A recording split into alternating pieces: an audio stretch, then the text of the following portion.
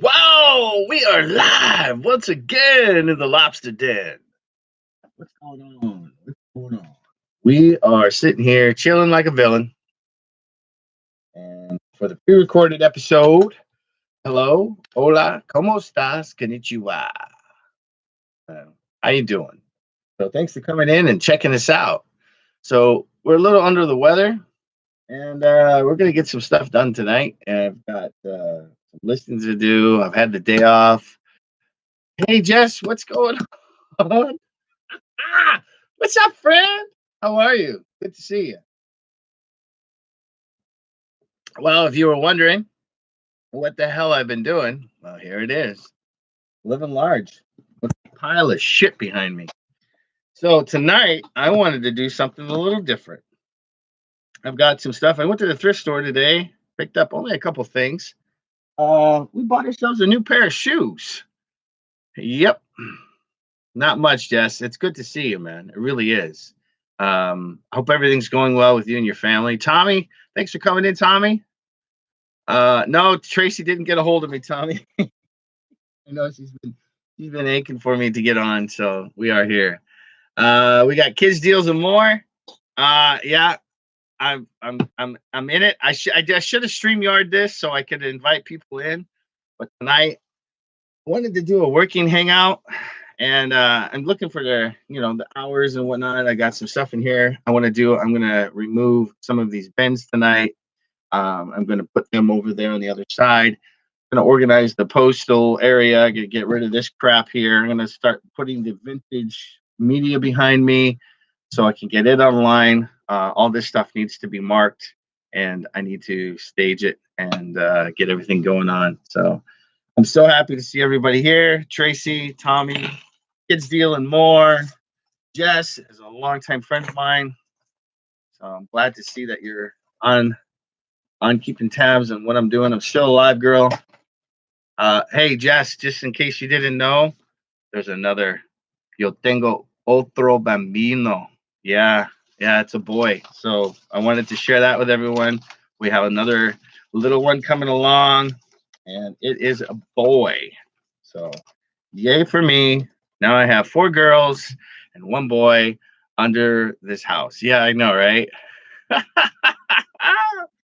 Woo! And I think I walked by mom. I think that's how she got pregnant. I really do. I think that's what happened. So I'm excited because now I can stop changing my 5-year-old to being a tomboy to allowing her to go back to being a girl again. So yeah, I'm excited. Lionel Richie, huh? Yeah, wife is hyped. Yeah, you should have seen her when we had the ultrasound the other day. I wasn't. The doctor's like, so what do you expect? And I'm like, girl, it's just a girl. So yeah, that adds a toll of kids now for myself. We have 2 boys, and we have 2 girls, and then I have 2 step kids that are here, and then the addition of the little one. And there's some other things going on outside of here that we are not going to publicize, but there's some other situations that we deal with. So other than that, no triplets. No, it's a single baby, healthy baby, big baby with big feet. Yeah, yeah. The doctor made a very obvious notice on that we're having a baby boy, if you haven't already heard, and he's got big feet, big legs. He's going to be tall, just like the rest of the kids. So Kent, thanks for coming in. Appreciate you guys taking the time. eBay's been good. I've got a couple orders that went out today. We went to the Goodwill. I bought some gifts for the kids, and I bought a book for my daughter to read because she's heavily into reading. So we bought her a book, a nice book, brand new one. And then I bought this one today for Amazon. Yeah, this is how slow it's been with picking in the Goodwill where I live. I got 1 book today that was actually worth any money. So I paid $1.99 for this. This retails for $12.99 on Amazon. So I'm not 100% sure on this yet. if I'm going to put that on Amazon, but that was the intent for that. Picked up this puzzle, and it was $2.99. Bryce Canyon National Park. There's one on Amazon for the 550 pieces. It's the only one that comes up when I skew the UPC code, but I can't put that on that ad because this is 500. Not sure why the buy box of that one is $45. I don't know if it has to do with maybe the company that made this, or the artist, or the, Bryce Canyon for the Grand Canyon. Not sure that has anything to do with it, but never been. And I thought this was cool. It's still wrapped. So we paid $2.99. I'm thinking, with the way Amazon prices are, I'm going to gauge that and put this on eBay because I can't use the posting on. And this is a very Renoir, famous artist, famous painting. Hopefully, I'm saying that correct. I'm not very good at that, but there's the name there. Doesn't have a SKU or UPC, but it is a 2002, if I remember correctly, if I saw it here. Yeah, 2002. So it's not that old, but it will definitely, I do think it will bring some value to it. So I picked that up. In addition to that, I picked up a sketch pad for one of the kids it's just a plain like steno pad, but for drawing. So that's going to be wrapped up for a birthday coming up next month. We got 3 birthdays. So I do anything and everything I can to cut corners when it comes to stuff like that. And those are basically fillers. So we've got that to deal with tonight. We got papers, we got totes, we got shipping. And last but not least, we got some karaoke we're going to do. I'm in one of those moods where I got to get it off my chest. So I picked a song that I think I want to sing, and I'm a little under the weather. I got a cotton ball in my ear. I got an earache, so I'm not feeling well. Angie, Shane, Jen, thank you for coming in. Appreciate it. Hope everyone's doing well. Let's see. Shane M, how are you? Angie, resales, nice to see you. If you guys haven't subbed to any of these, I think I've seen maybe Angie once or twice in the chats. Was the song you sang on your channel a few days back? I think it was by Waylon Jennings. There was the song, Shane, that I sang, Chris Stapleton, I believe. Waylon Jennings. I'm not too sure on that one. Let's see. Yeah, I don't recall. Yeah, I just processed it in my head. I don't remember, man. So anyway, what did I do today? Well, went to work this morning, processed some orders. I had an eBay order request for a best offer. The guy sends me a message, and right off the bat, I realized it's like English is not his or hers number one selling point, and I knew it was going to be dragged out. I just knew. I just had that feeling because of the way they wrote it. And I'm not stereotyping, but I am, only because of the fact that it just irritates me that, as a reseller, we do spend a lot of time communicating with people, and I don't know. He was offering, or they were offering, to buy 3 of the items that I had under the one listing for a certain amount. And then what happened is that when he came in with his offer, I was to accept it. Now, he offered me $60 for the 3 items shipped. And I thought, okay, I got to get this damn thing trimmed. I don't know. It's weird. My hair grows. So I said, okay, send me the offer and we'll go from there. Well, his offers were at 16 per unit, so that's a $4 shy from his 20, originally 60 shipped. And then the shipment would have been from here to Delaware, was another person from Delaware. So I had that little issue today. We sent somebody off. So one of your neighbors has gotten one of my items. I think it was a Roblox set of some sort, but it would have only been the shipping for the one. You see what I mean? So I would have lost another additional $8. So I sent back a response that said, "Hey, let's do $60. We'll do $20 an item. $60. I have the on the shipment on eBay on some of my orders for best offers. I have that option where I don't necessarily elect to have them pay immediately, so it allows me to send them the invoice." And I did that, and haven't heard from him yet. So yeah. Anyway, that was a $60 sale that I thought I was going to add to the pile today, which at the end of the day, that's all I'm required to do according to my goals in life for the next 5 years. Every day to make $60. I have a hair growing from my mustache and it's tempering with my nostril. So I'm trying to um, I'm trying to just get the $60 realistically a day. It's a small number, so it's very easily obtainable. So the first 60 I make each day, I try to plug it away so that in 5 years' time, $100,000. 5 years goes like that, y'all. I figure I got another 20 years ahead of me and I need to do something quick. I need to come up with another asset of my own as far as property goes. So to have that $100,000 plus the VA, I mean, I want to get this done sooner than later. So this is what we're trying to do. So hopefully, 5 years from now, the channel will have grown to a point where I'll be showing you the inside of the basement or the warehouse or something. This garage thing from a rental, yeah, not working out so good for me. I'm not digging it. Chris, thanks for coming in. So I think if I was to, yeah, first of all, Trace, not into dudes. Let's just get that out of the way. I don't have a man crush, nor will I. 20s is half the time. Math skills, bro. Yeah, I know. But I try to keep it simple because then if I put that burden on me, Tommy, where I'm thinking, a higher number and I don't achieve it, oh, gonna go down a dark hole, son.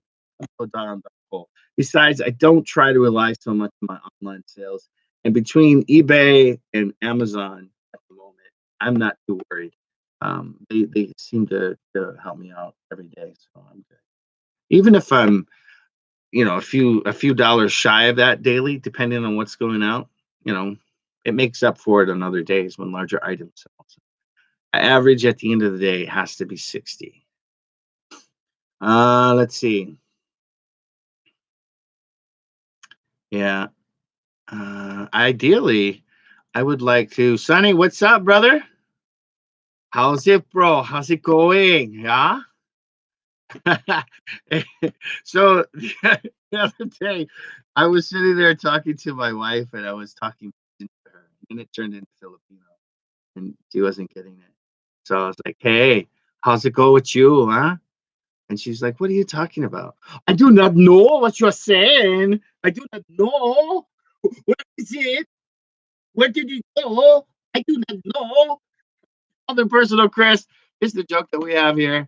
So I love the accent. We were talking about how funny the Joe Coy is and his personality, even off screen. I follow him on YouTube. He's a hilarious guy. And I used to have Hawaiian. Was oh shoot! I have the CD. Comedians from Hawaii. Uh, Pogs, something or another. Maybe Sunny knows. Maybe. So I'm hoping everybody's doing well. But I want you guys to tell me what you think. I'm gonna pop a song on. I'm gonna do a karaoke style, so I'm gonna play it from the phone. It's gonna probably sound like crap. I'm not gonna lie to you. I'm low tech over here. I keep it simple. I try not to get all high tech. Still gets the job done. Um, let's see. I was thinking, how about the one song that I want to change up for my karaoke's on the weekend? I want to add a new one, and this is the new one I want to add. It's by Nirvana. Okay, so I want to pay homage to Kurt Cobain. greatest, one of the greatest, not the greatest, but one of the of many greatest artists that ever had walked the earth. Unfortunately, to his own hand, we're not blessed with his presence these days. But I think that his potential would have been off the charts for sure, along with all of the other many's that we've lost. And I was just watching videos from Prodigy earlier too, with Keith Root, I believe his name was, who passed away recently, a couple years back or a year or so. Another fabulous artist. He and the band Prodigy was one of my favorites as a kid. But the Nirvana one that I want to sing, that I think it can almost get away with, is "Where Did You Sleep Last Night?" So first of all, I want to know, before I get started, anybody in the chat who thinks that that is a great song or a bad song. um Tommy, yes, Tommy, women do love the root. um well, you know what, I'd like to do Teen Spirit, but I'm gonna have to, Kent, I'm gonna have to practice that one. I'm the captain now. Joe Coyne is freaking hilarious. Yeah, he is very, very funny. I just love Joe Coy and the way he talks and his stories, and especially when he did the Hawaiian one. When he went to Hawaii, he was like, "Slipper, slipper, slipper." Anyway, let me get started because we're losing people in the chat, and I want to just have some fun tonight.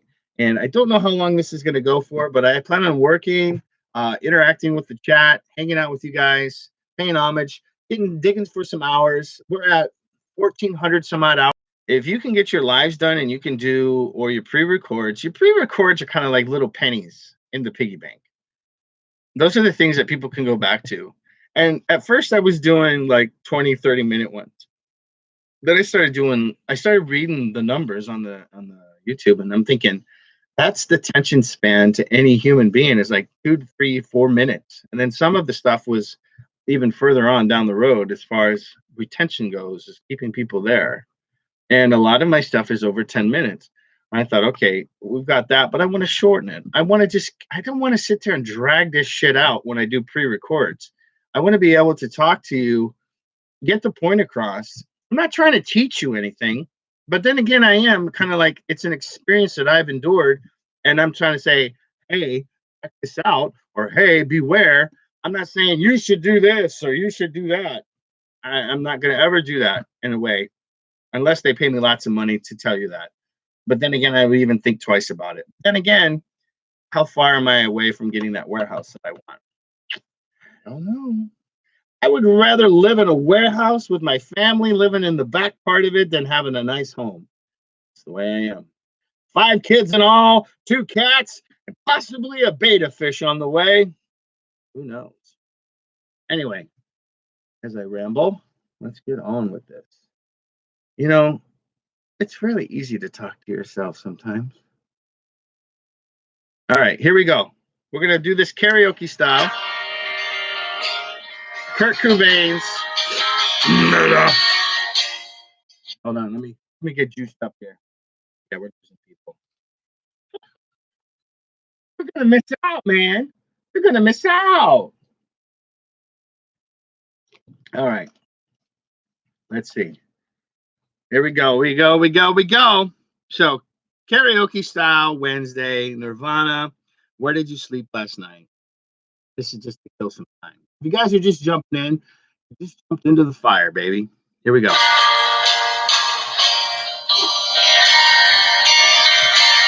I don't know. I haven't done this yet. I've only heard it. Well, I've heard the song, but here we go. My girl, don't lie to me. Tell me, where did you sleep last night? In the pines where the sun don't ever shine. I would shiver the whole night through. My girl, where will you go? I'm going where the cold wind blows. In the pines where the sun don't ever shine, I would shiver the whole night through. Her husband was a hard working man, just about a mile from here. His head was found in a driving wheel, but his body was never found. My girl, don't lie to me. Tell me, where did you sleep last night? In the pines where the sun don't ever shine. I would shiver the whole night through.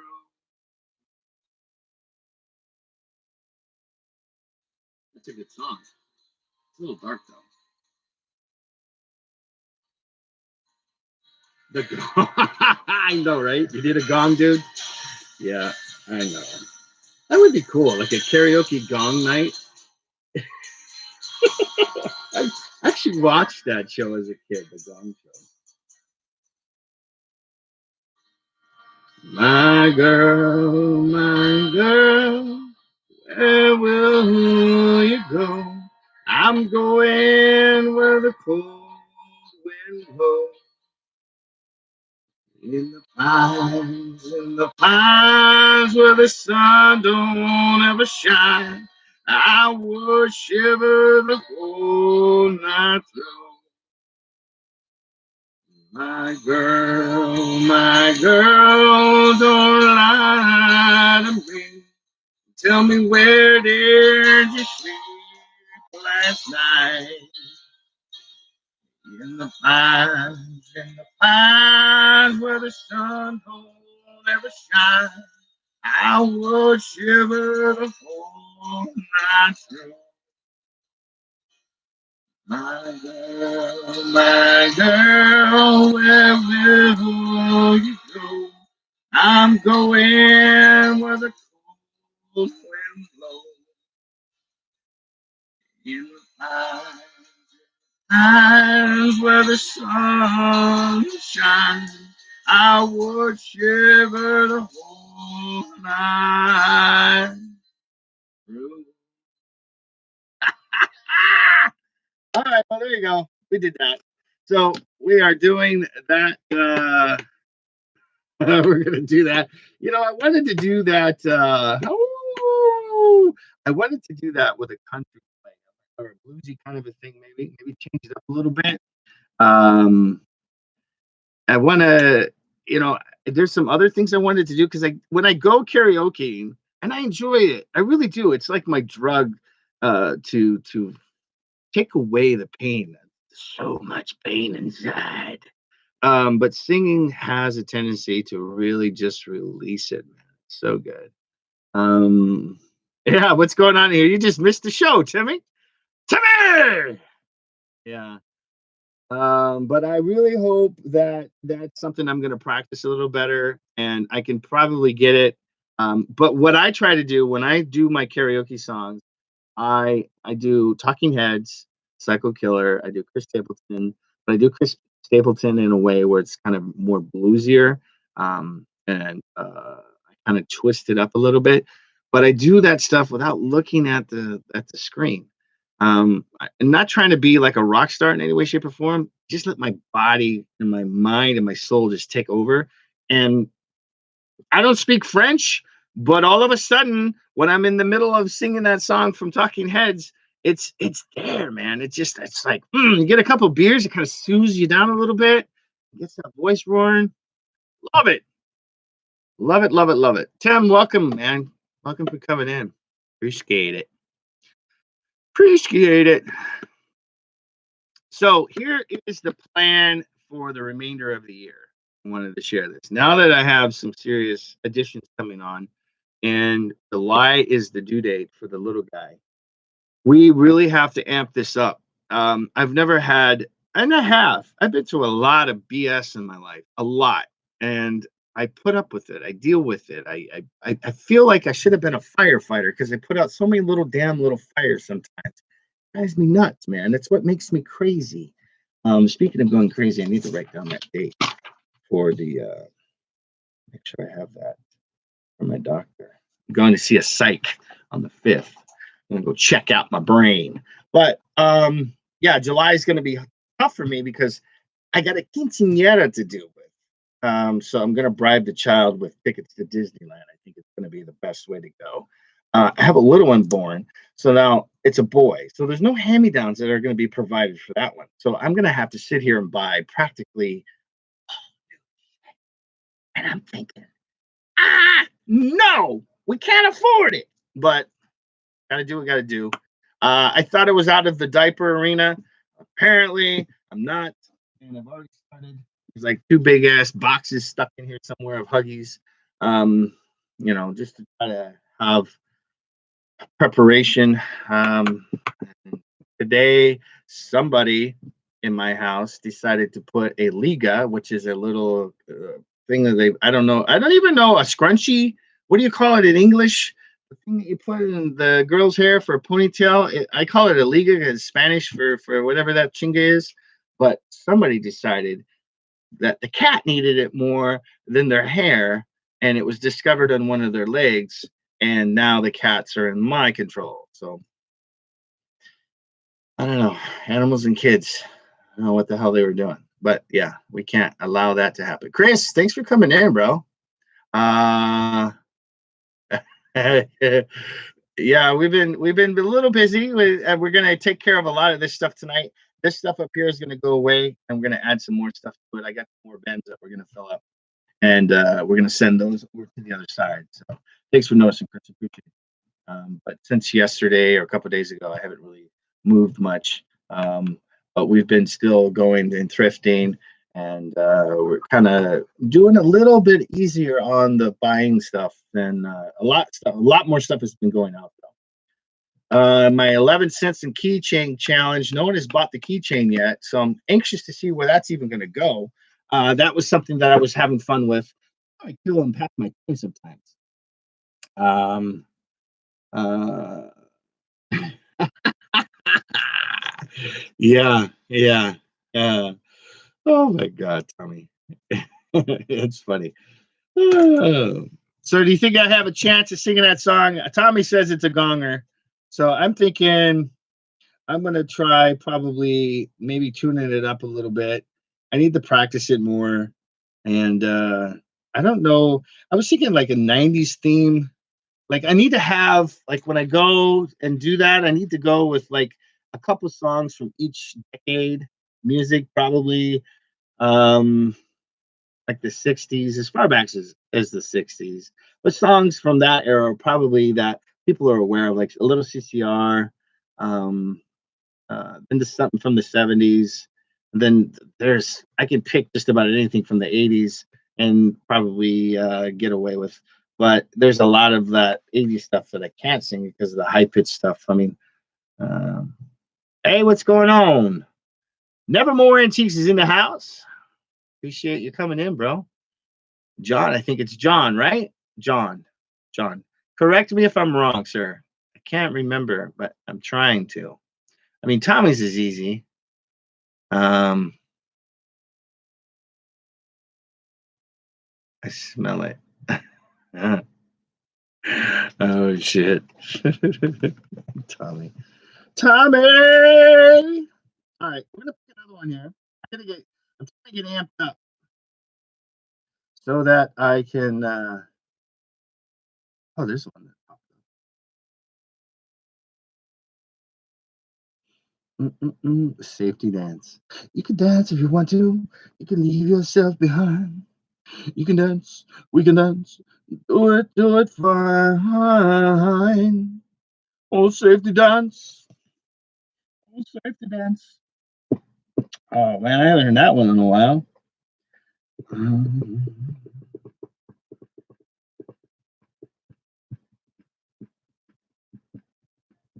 I think I have that one in my arsenal. Stain. My aunt called me, or my You mother. guys remember this one? She's a weird day to call somebody. Yeah. Shut it. Shut it. How about this one? You hear this one? Remember this? Aaron Lewis? Remember? Whatever happened to that guy? I think he sings that one. He's gone country, I think. Hasn't he gone country? These cats that have these songs on here, how do they get away with this stuff? This guy's got a million three subscribers. And you bring me to my knees. Yeah. All this time that I could beg you wait in vain. All this time I felt that insecure for you. All right. Let's see. Let's do a different one. Let's see. Let's do 90s. Let's do something from the 90s again. 90s. Let's do 90s karaoke songs. I don't like buttermilk. I only like balsamic and vinaigrette. By the way, that's a joke at my job, or one of my other jobs. Yeah.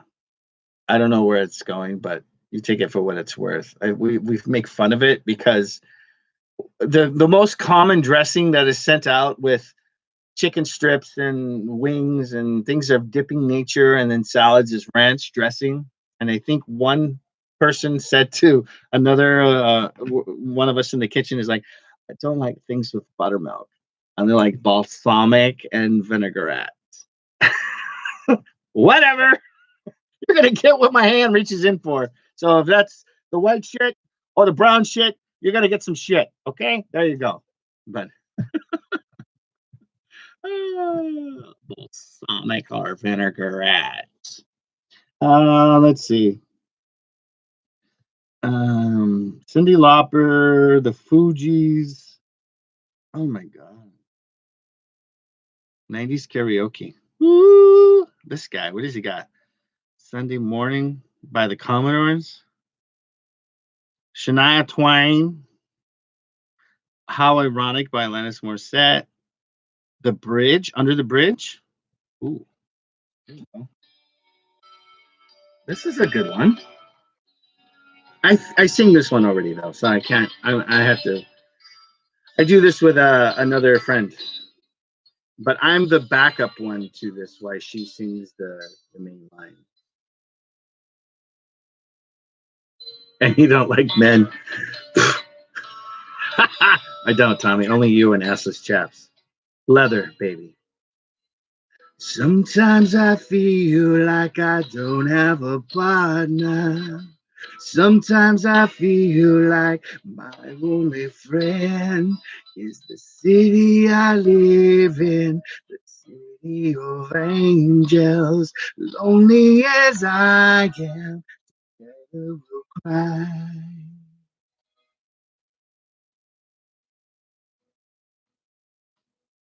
I drive on her street, 'cause she's my companion. I walk through the hills 'cause she knows who I am. She sees my good deeds and she kisses me windy. Well, I never worry, 'cause now that is a I love this song. I don't wanna ever feel like I did that day. Well, take me to the place I love. Take me all the way. I don't wanna ever feel like I did that day. Well, take me to the place I love. Take me all the way. Yeah, yeah. Okay. There we go. Little bit of ooh, little Backstreet Boys. There's Tommy's song right there. Shape of my heart. Oh, here's another one that Tommy likes. This is Tommy's favorite song right here. This is what they jam to. This is what they jam to over in Delaware. Yeah, this is the they all get together on the corner. These damn commercials. So Tommy was telling me the other day that he likes to hang out in the corners with his boys. Here we go, Tommy. Here we go. There's Howie. There's Brian. All your boys are here. AJ. Oh, here we go. Let's see if we can do this.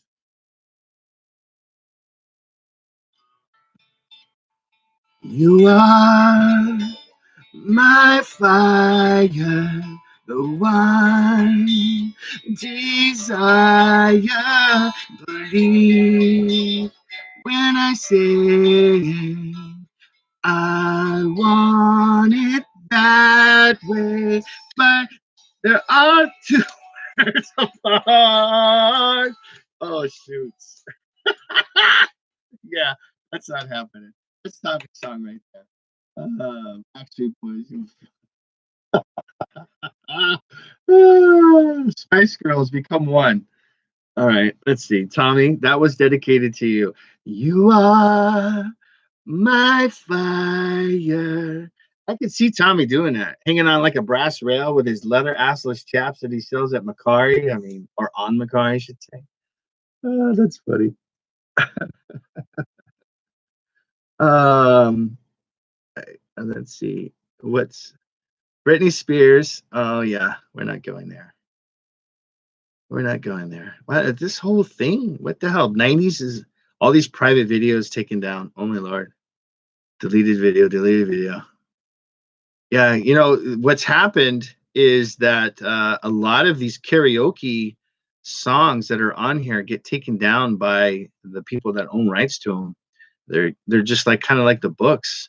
Dee was saying today on her show that the guy that she buys books from, the lawyer apparently settled out of court and he's getting 10 grand um, for the dude selling textbooks, and he originally wanted 30.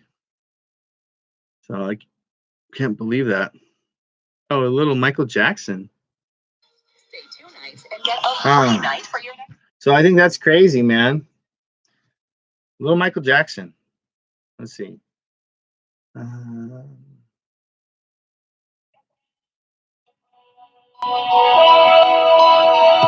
Oh, here we go.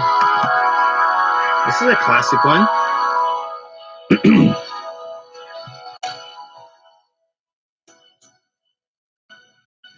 Another day has gone. I'm still all alone. How could this be? You're here with me. Oh my, no way. Nope, not happening. But you know what? I got the balls, man. The balls are right here. I did it already. It's documented, man, on the internet. Oh, all right. Oh, I can't repeat that one. Can you sing My Neck and My Back? Sing Jungle Love. Oh, Jungle Love. I wonder if that one. I wonder if Cat. We're gonna. I know there's a motive behind this. Is Morris Day or Steve Miller? Um, let's see karaoke. Let's see what pops up, so we can get the lyrics. So we don't get. Hopefully, we're not gonna get this old. By Steve Miller Band? Yeah, I would imagine so, right? Yeah. Okay.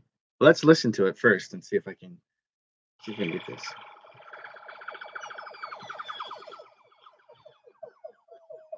I've never sang this before, Kent, so.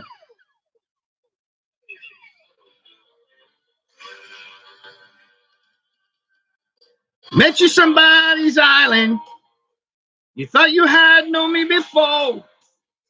I brought you a crate of papaya.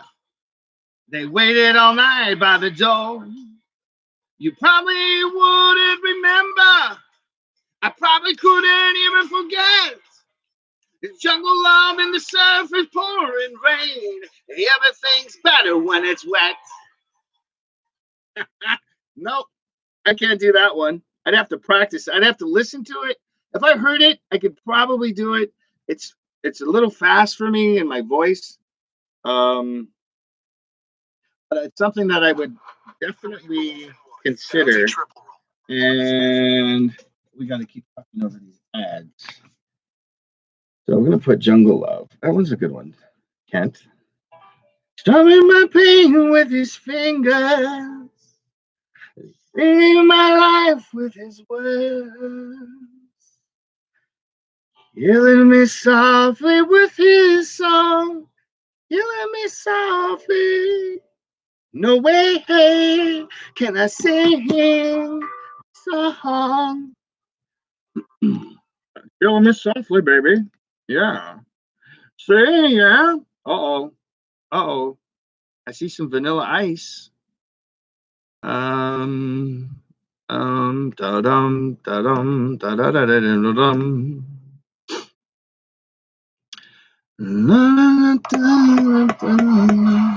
Yeah, we don't want to do that one.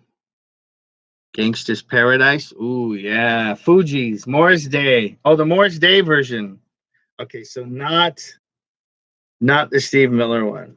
All right, Morris Day. Let's go back to that one, Kent. I think I could probably pull it off. I don't know. I speak a lot with confidence and not knowing what the hell I'm getting. I walk into a lot of blind things, just kind of like when my last marriage, I guess you could say, kind of blindly walked into that thinking that I finally met the maker. Not Mary, dummy. Morris. But oh geez, I can't even spell. Okay, right there. Morris Day. I wonder if we can hear this one. Doesn't come up very much. Morris Day and the time. Oh shoot, yeah. I need to listen to that one. They did the dinosaur thing, didn't they? Wasn't that the dinosaur? Jungle Love. Jungle Love in the style of the time. That's it, right there. Karaoke version. Jungle Love. And it's not the commercials that we want to pay homage to. Oh my Lord, Jesus, baby God. Okay. Yeah, Quaker. This is brought to you by Quaker.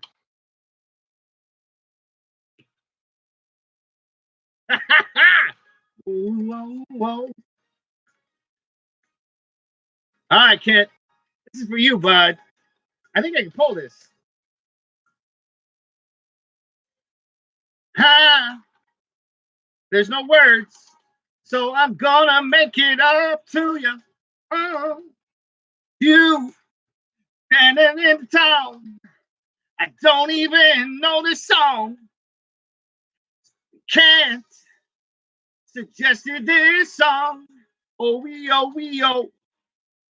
We gotta find a different song, Kent. It doesn't have the words. And I can't say I remember. Hold on. Let's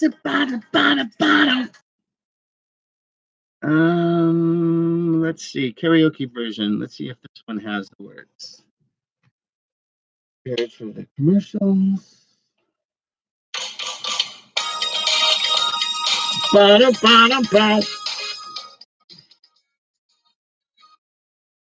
This is another one.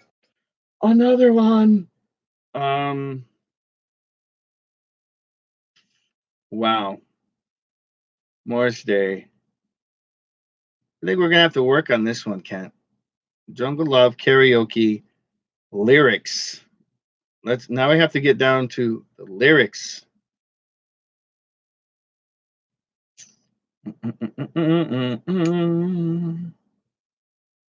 I'm thinking it might be Jungle Love lyrics. Okay, there's a 7-year-old. Here we go. Oh, this is Steve Miller. No, this isn't Steve Miller, and it sounds like that.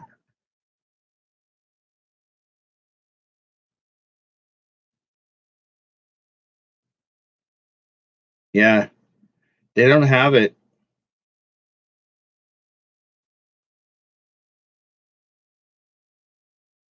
Yeah, it's not coming up, man. Maybe it's protected, or maybe not somebody's. Hmm.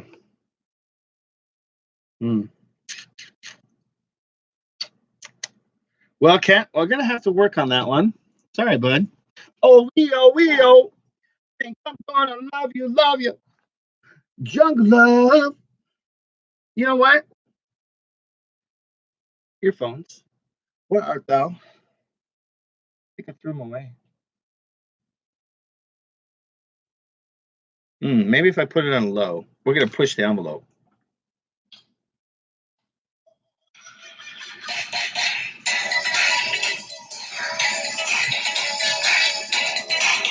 Oh my god! I know Kent's standing there right now. He's got his trench coat on. He's dancing.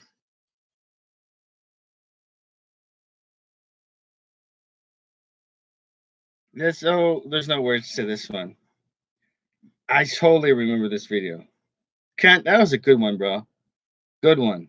We're gonna definitely look that one up for the next live. Okay, and we're gonna title it "Jungle Love." That's a good one. I do like that song, so that's a keeper. Johnny used to work on the docks. Let's see. Johnny used to work on the docks.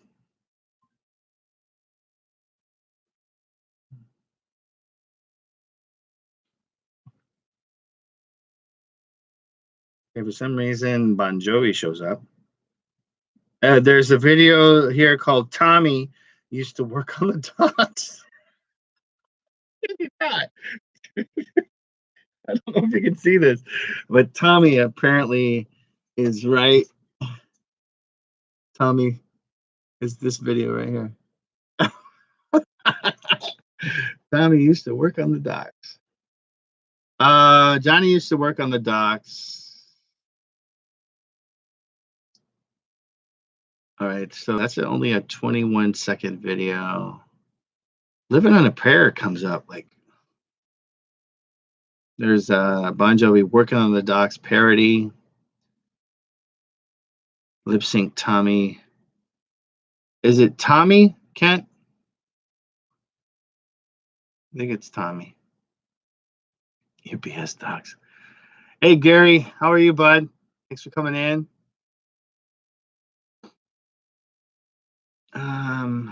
Yeah, for some reason that Johnny used to work on the docks. Oh, it's not karaoke style though. I think I might have found it.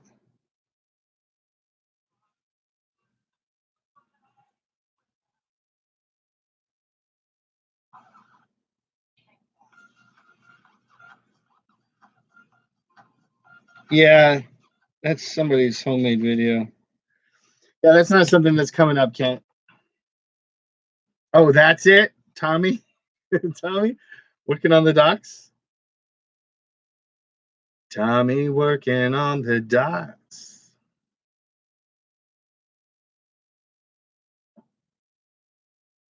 Uh-huh. Bon Jovi. Yeah, I'm not into Bon Jovi. I don't think I can do that one because of his voice. I don't think I can quite get that one. Let's see.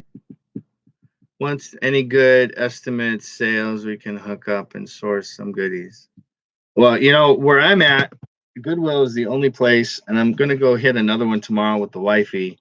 But with the idea of wanting to go up, trying to plan something to head your way. And when I do that, I will notify you. If you don't follow me, Gary, I'm on Instagram, #book Lobster. Communicate with me that way. We'll try to set something up. And I want to hit like mom and pop. And with a lot of stuff going on, the owner selling the house, I still have the storage unit I need to think about. I've been paying to have it sit there empty. The lady still hasn't come through, so I'm basically, I gave her last week. I gave her that last week without her even knowing about it. It's cost me money that I'm not wanting to pay anymore. So yeah, I'm not happy with that one. So if there's anything that's done pissed me off recently, is because I have an earache and the fact that that lady has cost me close to $500 and I still haven't made any money off of it. So I'm pissed that that's even happening. And I was supposed to take this stuff and move it into the storage, but if we're having to relocate because of the house, everything kind of just came in all at once. And that's kind of going back to what I was saying earlier about being like a firefighter and having to constantly be putting out these little fires. It's like it's pouring on me right now. So I'll let you know, Gary. Weekends are okay for me when it rains, when I don't have to be at work. We started the new semester. Do a Kobe's if I take a Sunday off, and Kobe's would be a good place to go because that's the high end stuff that we could look at, and we could do some taping in there. That'd be great. That's a great idea. I like that idea a lot. I was even thinking doing the night one over there on Wednesday nights at Qualcomm Stadium. And oh, Jamie's in the house. Where's he at? There he is. It's off! You know what I just envisioned is like shaving this right here, completely off, having this gone, and then coming up with some wider shit right there, or Doc Holliday. Get this going here. Pull that off right there. Be like a Tim over the years right there. Or what is that? Huckleberry Finn, or whatever the hell his name was. Doc Holliday. You're like, I'll be your Huckleberry. Oh, yeah. Let's see. Jamie, welcome for coming in, bro. Appreciate your time. Your time is very important. Hope everything's going well for you over there, my man. Hope the store's doing well. Hope you're not getting in trouble. And you just keep it cool. So let's see what else we got. So we wrote down Jungle Love. We're gonna practice that one. We're gonna find a song that we can practice. And let's see. I think we should get some work done. What do you think? So the German lager. There you go. He just screams it. Ass off!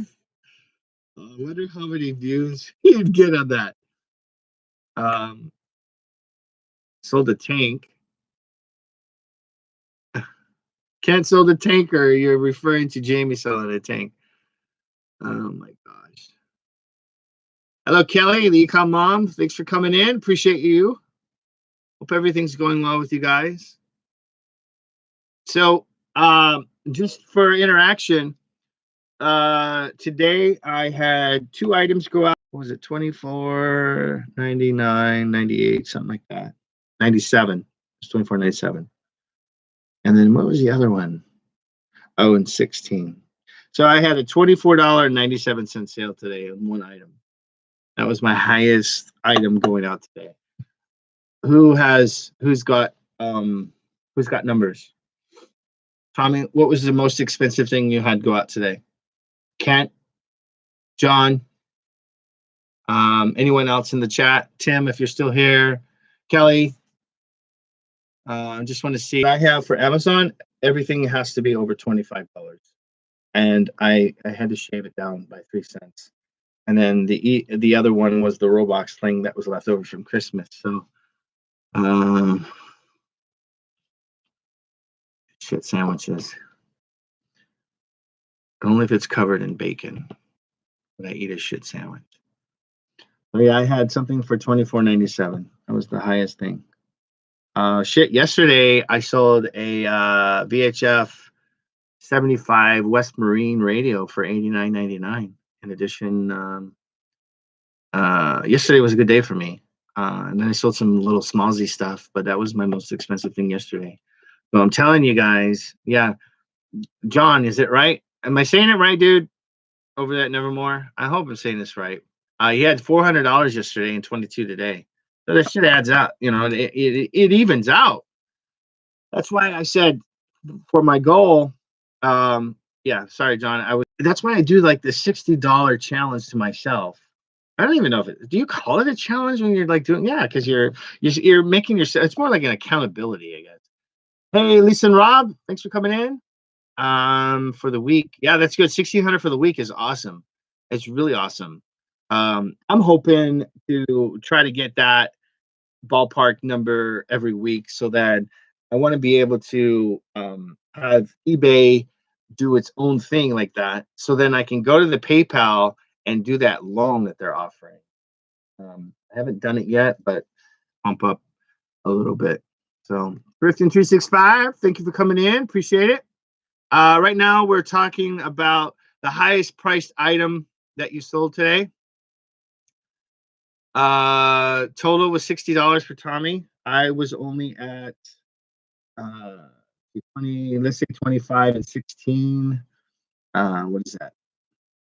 41, $41. And I would have made over 100 if that guy, I still have until I have another 3 hours and 15 minutes for that guy from eBay to pay the $60 for those three Freddy 5 night things or whatever the hell they're buying. So, Gary sold a printer ink, which expired in 2001. You know, I laugh because it's amazing to me that people still buy that stuff, dude. That if you and I, Gary, get to go to the swap meet, you're gonna see that that's one of. So that is awesome.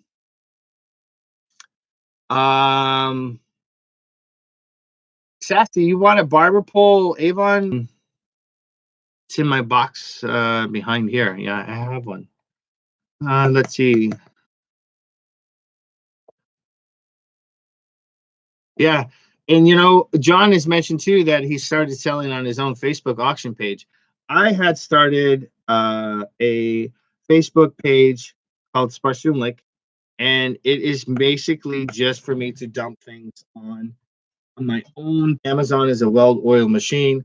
It's just as long as I keep feeding her and she's happy and I comply with what I'm supposed to do and I do everything the way I'm supposed to be doing it, there's no stress in Amazon as there was the first year. Now that I know how she works and how I feel comfortable being with her, we're a great couple, she and I. She's my mistress. My wife used to tease me all the time. Why are you in the garage? Because I'm feeding the beast, babe. I'm feeding the beast. So I'm hoping to double my money this year than I did last year. We're looking for bigger profits this year, going big. But what I'm trying to do right now after this month is I'm trying to sell what I have, and I'm just liquidating product right now that is getting mid year. It is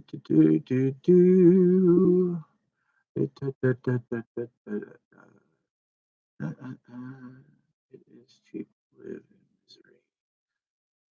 Yeah, it's cheaper to live anywhere than California. We actually had a discussion about that today, the wifey and I, considering leaving the state. Yeah.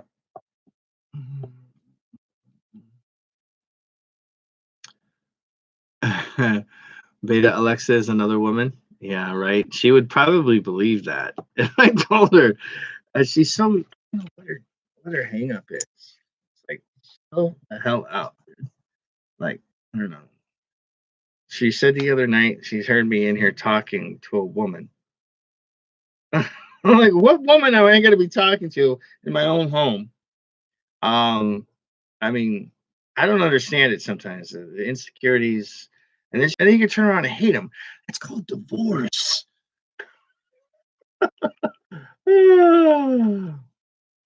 What am I wearing? The same clothes I wear all the time. Same hat. I bet it smells like ass. I bet my hat smells like ass. This shirt is probably stinky. This probably smells too. My shorts probably smell. My socks are probably the only cleanest thing on my body. And I intend to get naked in here off camera and get things done. Not necessarily getting naked, but we got to get some business going tonight for sure. Um, had to take the little one to the doctor yesterday, in addition to mom going, and she is allergic to eggs. So I had to go and get an EpiPen, and we have 4 EpiPens, 2 for the house and 2 for school. And I was hoping to get the ones that retract back into the pin itself. And the insurance company was only able to up and hold it in place so no one gets stuck. But it's not supposed to go into the trash. It's supposed to be incinerated and all this other stuff. So I don't know. I don't know what they were thinking. But that's a lot of money for something that, I mean, my daughter needs it in case she eats an egg or something. I don't know. Hopefully, the research that I've done, 80% of child allergies they grow out of. So we shall see. I was joking with her when the doctor was telling her that she can't have eggs or ice cream, or there's some other stuff that she doesn't eat anyway, but the ice cream she does. I told her, I said, well, I guess that rules out you being a chicken farmer. She won't be doing that anytime soon. And Ozzy is the Ozzy Smith is the getaway driver. Do I have a life insurance policy? No. I need to work on my will. We were talking about that today too. There's a lot of stuff we had to talk. We need to buy a new car in July. We don't need to, but that's the plan. I think I got a spider crawling on me. God dang it. I'll stab him with the scissors. We're trying to buy a new car in July. We're going to use our Amazon money for that. Having a baby in July. Have a quinceañera and have to probably move away from the water because with the amount of children I have now, we're going to need a 4-bedroom, 5-bedroom, and I'm not going to be able to get that kind of structure here this close to the water. That's going to be reasonable. There's no way. No way in heck. Yep. It's a little stressful. It is. It is. It is. And it can be. And it will be. I just don't know what to do sometimes. Even though she's running good, I still haven't got her registered. I'm not driving her around, though, at the moment because she's not registered. I just don't need her because where I'm at right now, I'm very conveniently close to the locations of where I got to go and do things. Everything's relatively right here. So whose fault is it? Mine or hers? It's my fault. But I tell you what, I got a boy out of it. I'm happy. I'm going to add another one to the zombie slayers. So we're starting our new, what the hell? A little army. So taxes. Oh my Lord. Yeah. We're going to get ready for that. We got a plan. Thinking of a master plan. Dance to the record. Dance to the record. So I know Tracy did her taxes. Tommy hasn't done his yet. Jamie's out killing for the I forget what it's called, but it's a screening for autism because she's over 35. So we have to do that. And she's talking sanity again. She's going to have it natural, no epidural. The last 2 kids, she had all natural. And, I should have known. I should have learned my lesson from that point. Like, if anybody can push out another human being from their bottom extremities like that, shouldn't go messing around and pushing their buttons. You think I would have learned the first time? No, I did it again. But yet, the saga continues, and we did it again. It's like, I don't know, man. I don't know. A weird thing to be in at the moment. I'm thinking I'm going to be like 104 when the kid's 18. I'm like, oh, man. Come on, Daddy. Let's go play catch. Oh, I can't. I got to use my walker. I got one, by the way, somewhere. Oh, it's right up. Wait. Hold on. Where is it? There it is. Right there at the very top. Yeah, it's in a blue box up there. We're ready. Ready for the retirement home. I can get some green jello and some fish sticks. Yeah. So let's see. Tommy, as far as the numbers go, Tommy has got the highest. He had a total of item. I had a 24.97 item. So Tommy's in the lead. If anyone else wants to share what their highest priced item they sold today.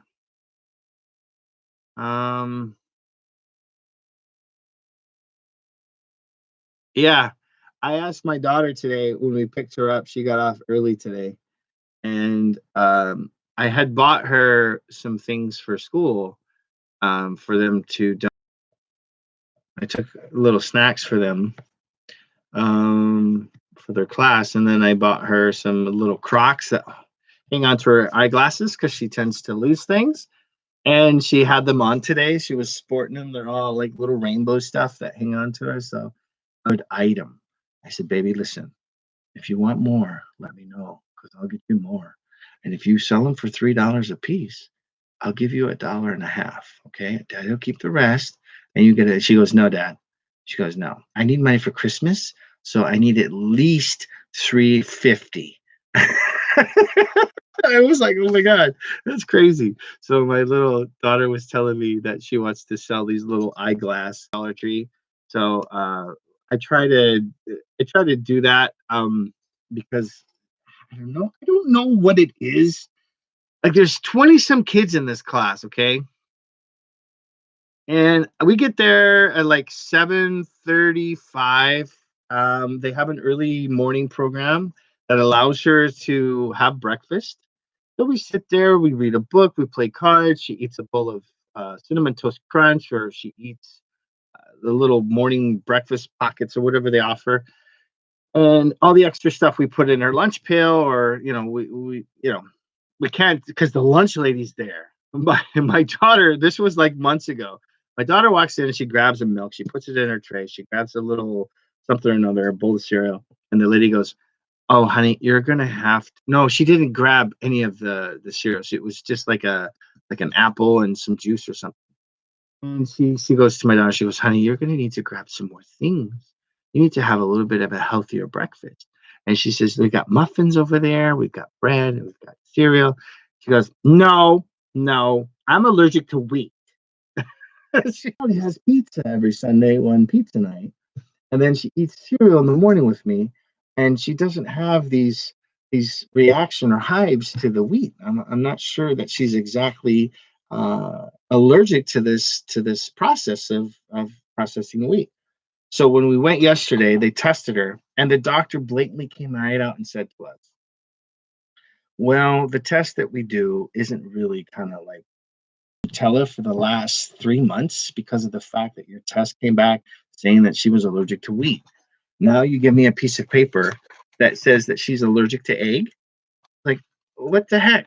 So she doesn't like egg anyway, so that's good. So now we have to carry around EpiPens in case she decides to eat a hard-boiled egg. I don't know.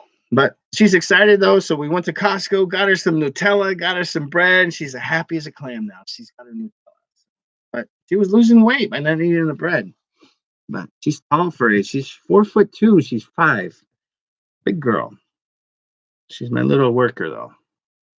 But yeah, she's going to be hustling little eyeglass holders, I guess, in kindergarten. Hey, I'm teaching them now. I'm teaching them now, guys. I'm not going to let the next generation slip right underneath our feet here. My wife doesn't approve of it, but I told her, I said, listen, at some point in the kid's life, she's going to hustle cookies for the Girl Scouts. She's going to hustle chocolates for a field trip for the sixth grade camp. She's going to be, you push her as a parent, not to the point where, it's overbearing, but if the kid wants to sell lemonade on the corner, support it.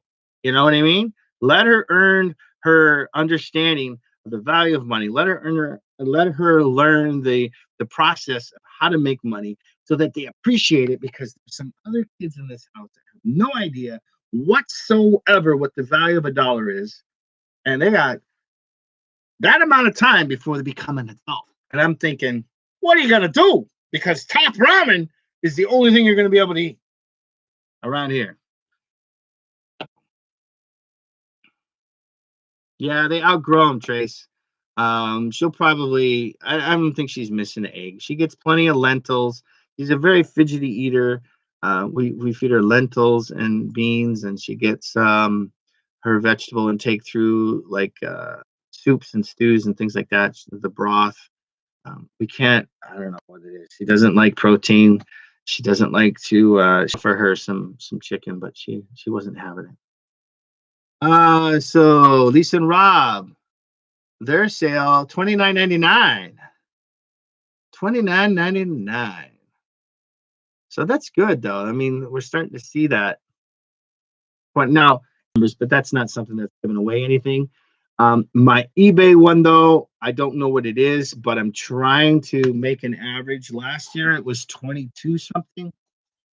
This year I want it to be 32.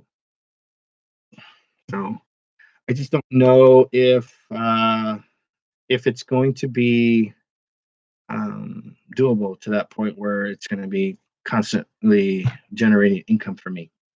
I need to make sure that I still throw in some smallsies in there so it keeps the snowball effect, because those things add up. Like I have a theory where I would rather sell 100 things for $1 a piece than to sell one item for $100. Because if I sell one thing for $100, I'm going to end up losing money on it. I'm going to keep because it's really old by Seda, and the other three, I think I had for 250. And then I had somebody contact me about them saying, what is the group price for all three? And I figured that was going to happen sooner or later. So I told him, hey, if you come and get them right now, I'll do 4.5 for you. 4.5. It's a hell of a deal. They're yours. Yeah, I'll get back to you. See what I mean? So I should be making, what is that, $750, and I'm losing $300 and basically giving them a free kayak. Those things were, I think they were purchased for 300 a piece. So I mean, if I was doing 250 and I make some money on it, because I'm getting a commission out of it, so I got to get as much as I can. Oh, excuse me, I don't feel well. Let's see, what else? The highest item, not counting shipping, Jurassic Park sandwich container for $8.49. Slow day. Yeah, Wednesdays. I don't even know what I'm saying right now. I wish every day was like a Friday, Saturday, Sunday when it comes to the volume. So yesterday, oh God, let me tell you this. We had 2 appointments to go to yesterday. We had a 9 o'clock appointment in a day. We got there, we were running behind, and I was stressing out because the wife was stressing me out to drive there, and traffic in Southern California at 9 o'clock in the morning. No stinking bueno, guys. Okay. It sucks. Big fat one. Okay. So I'm trying to take the 5 to the 15 to the 805 to this to that just to try to get to where I got to be. So you have to be like a swarming bee of a hive from a hive trying to find your way to the queen. And I took every route I could possibly take. We made it there. The appointment wasn't until 9:30, so we got there. We got there in time. Sat around for a bit. The location that we went to, they had moved it to another location, so we had to walk the other way down this hill, around the corner, through the store, and we made it. So I was not happy with that because my feet were killing me. I bought new shoes today, by the way, with some money that I earned on interest. Yes, went to the Goodwill, bought a pair of used shoes I needed to replace my Merles with, because those $100 shoes got worn the hell out. I'll go dig them out of the trash later and show you. But so I was making a plan to take my shipping stuff with me. I stayed up that night. I didn't go live. Casey was asking me to go live. I didn't go live. And I was like, oh, I got some shipping stuff to do. I got to get ready for tomorrow. Da, da, da. So I had everything ready. I had it by the door. We left, didn't take it. And I thought, oh, we'll have time to go back to the house. Well, the plan that my wife had was to go to the appointment, drive back, something, grab a hold of me tightly. I don't know the rest of this song, but I'll try it with all my mightly. I don't know. But anyway, we stayed up there. The appointment lasted until like 11:30. It was like hella long. So we ended up going over to Panera. We had lunch. Then we left there. We went to the 2 o'clock appointment. That didn't get finished until like 3:30, north end of town. And I'm thinking, crap, the post office closes at 5. So I'm stressing the whole way. Okay. Got my kid in the back sleeping. My wife's, you know, ornery and honorable. She's, you know, anyway. So I got traffic to deal with. So I'm on the 805 trying to figuring out, do I go on the 5? I hear there's a wreck on the 5 on the way down the freeway. I'm like, until we started getting red lights again. And I'm pissed. And I was sitting there looking at the little signs they have on the freeway. It says like Route 8, 9 minutes. Route 54, 27 minutes. Border, 45 minutes. I'm like, oh, shoots, dude. We're going to have like 15 minutes to get to the post office. This is going to be tough for me to even. I got to go to the house. I got to go to work, by the way. I got to go to the house, grab the packages, pick off my shoes because I had flip flops on, grab some socks, grab my keys, and some other things that I needed to take with me to survive through the night. And get over to the post office, turn that stuff in, and then go and walk to work. So I don't have far to walk. So mom could have just dropped me off there and go. I got there, literally outcome of the baby, and all of a sudden here comes this big corn-fed white boy through the door. I'm like flying to the garage, slow motion, grab the bag, get to the car. All of a sudden the 4-year-old, Daddy, wait for me. And I'm like, I don't have time. And I'm like, wait a minute, we're being a butthole dad and take your daughter with you. I drop everything, I'm running, grab the 4-year-old. I'm like, come on, let's go. Like it was a scene, like a burning building. Come on, let's go. Like, I'm like, grab my daughter. She has those shoes on. I'm barefooted at this point. Going to the car, I open the back door. I put her in. I said, "Put your seatbelt on. Let's go." And then I put the stuff in the car. I drove around to the passenger side. I'm trying to get my fat belly past my belt line to put my socks on. I can't because there's not a whole lot of like space for me to bend over. In the seat in the car, by the way, Tommy, if you're going to make a reference to that. So I'm trying to put my shoes on. My wife is driving like a middle around in the car like this. And I'm trying to put my socks on. I'm trying to put my shoes on. The package is going all over the dash. I've got this bag full of stuff that I have to take there. So finally, I get out. I don't have shoes on. I'm at the post office. She stops in the middle of the parking lot. It is 4:59. Shoot you not. Okay. I don't even know if shoot should have been the word. Yeah. Anyway, so I get into the post office. I have all this stuff. Okay. I tell the wife before I leave, listen, stay here until I'm back. If I'm back and I have the packages, you're going to take the packages home. I'm going to have a lot of stuff going on with Amazon if I don't get this done today. I get in there as she's walking from the door that comes from the back behind the counter into the lobby. Okay. And I'm walking here. All right. And it was like, Nancy! And I'm like,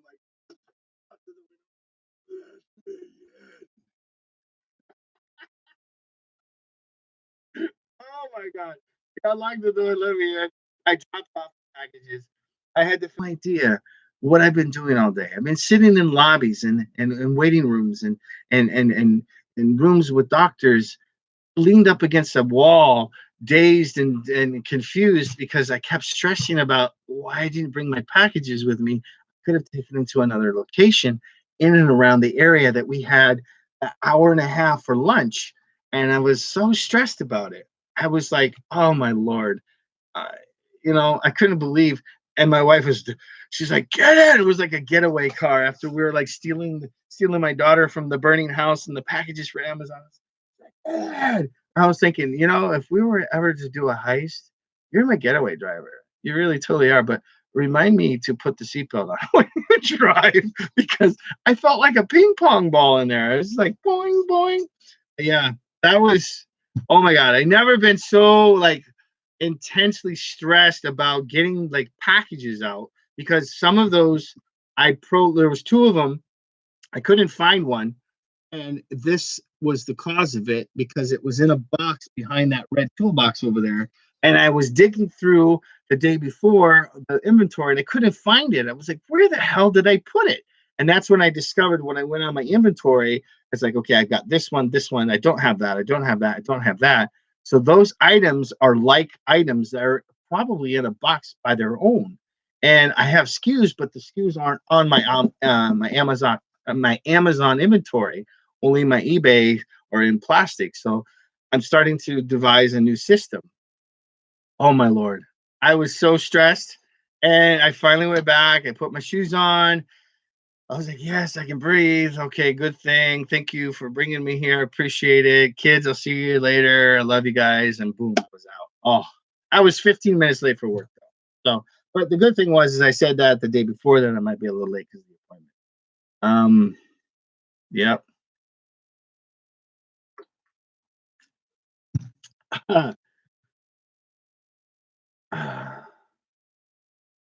I don't. No, I'm not buffering. What is it, hillbilly? Oh God. Ah. Tommy's talking like a hillbilly. Flow like harpoon daily and nightly. Oh, that's the vanilla ice. That's the vanilla ice thing. I used to watch Vanilla Ice when he was doing that home flipping program. That was some pretty dope stuff that he was doing down there in Florida. In Florida. Oh, hey, look at this. I want to show you this. So this is one of the advertisements that I've gotten in the mail. Yeah. Because we live so close to the border, and every time it rains, the beach water is always contaminated. And our water down here is 72 hours before you can go back in. But the only reason that the coast, it shoots out where I live here in town. It comes up from the south. It brings all that muck. And depending on the season, it might go all the way up to um, the city limits of San Diego. La Jolla, on the other hand, is on the other side of Dana Point, which kind of barricades it, and pushes it out. So that current curls around. And if you ever look at a map, that's why La Jolla's waters is so crystal clear. And they have one of the most beautiful, I think it's a park, underwater park over there. Got a lot of protected area over there in the Coronado or the La Jolla Cove. Thought that was pretty interesting. Poo poo water. There you go.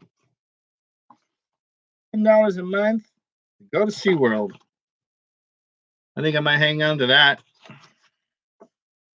Annual pass starts a $10 a month pass. I wonder how much they are for the kids. I might have to look into maybe the veteran thing or something, see if they have a discount for that. I know the kids are wanting to do that.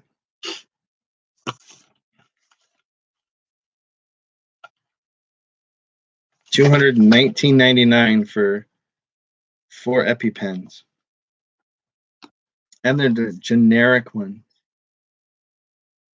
I think that's just crazy. That's so crazy.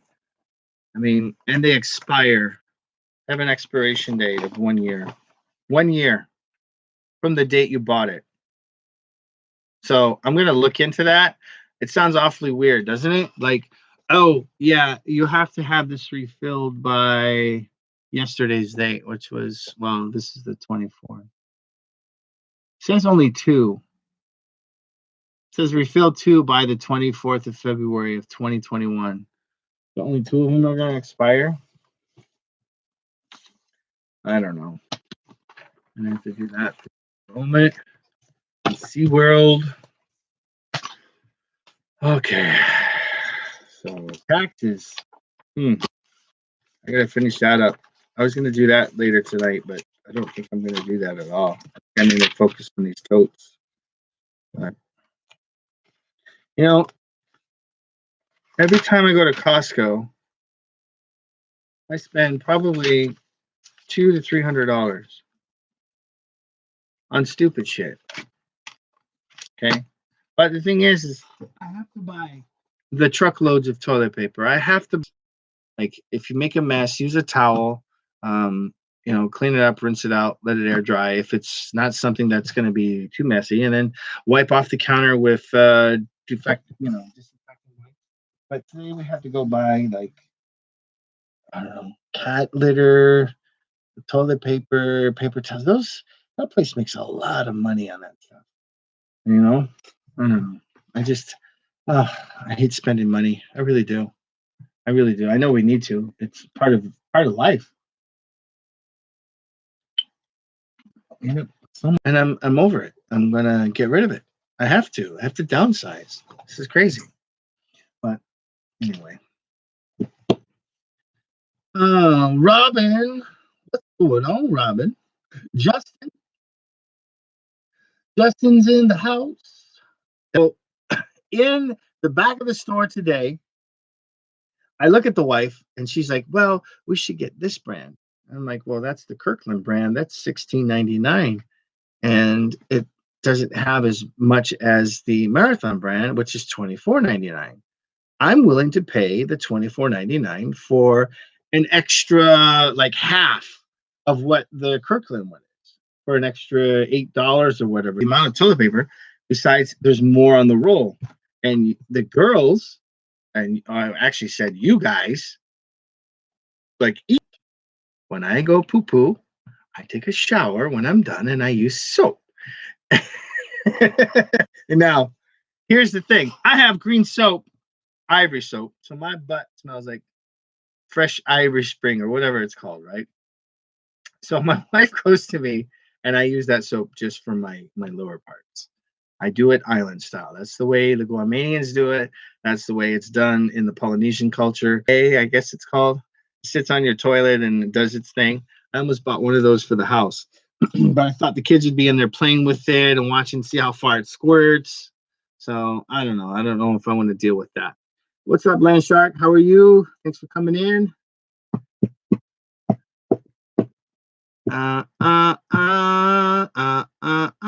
You going to bed, Trace? One little lullaby. Okay. She's going meanies. We got an eBay. What's he got? What's he want? Yes, you dirty scoundrel! Woo! Add another 60 to the pile, ladies and gentlemen. Boom! We took over $100 today on eBay with five sales. 2 sales that went out and 3 items. Thank you very much. It took forever, homie. Wish I could talk to you right now, fool. Let's see. Tracy wants a lullaby. Tracy wants a lullaby. Tracy, you got a song in mind before we get started? You know, you're the only reason why I go live, Tracy. You know that, right? Tracy pays me to go live so she can sleep at night. Baby Shark? Okay, Tommy, hold on.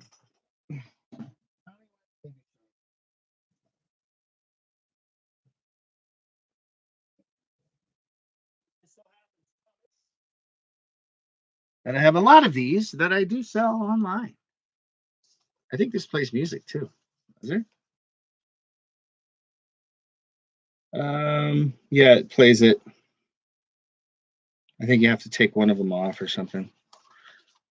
So I have a ton of these left over from, like, what, 2 years ago.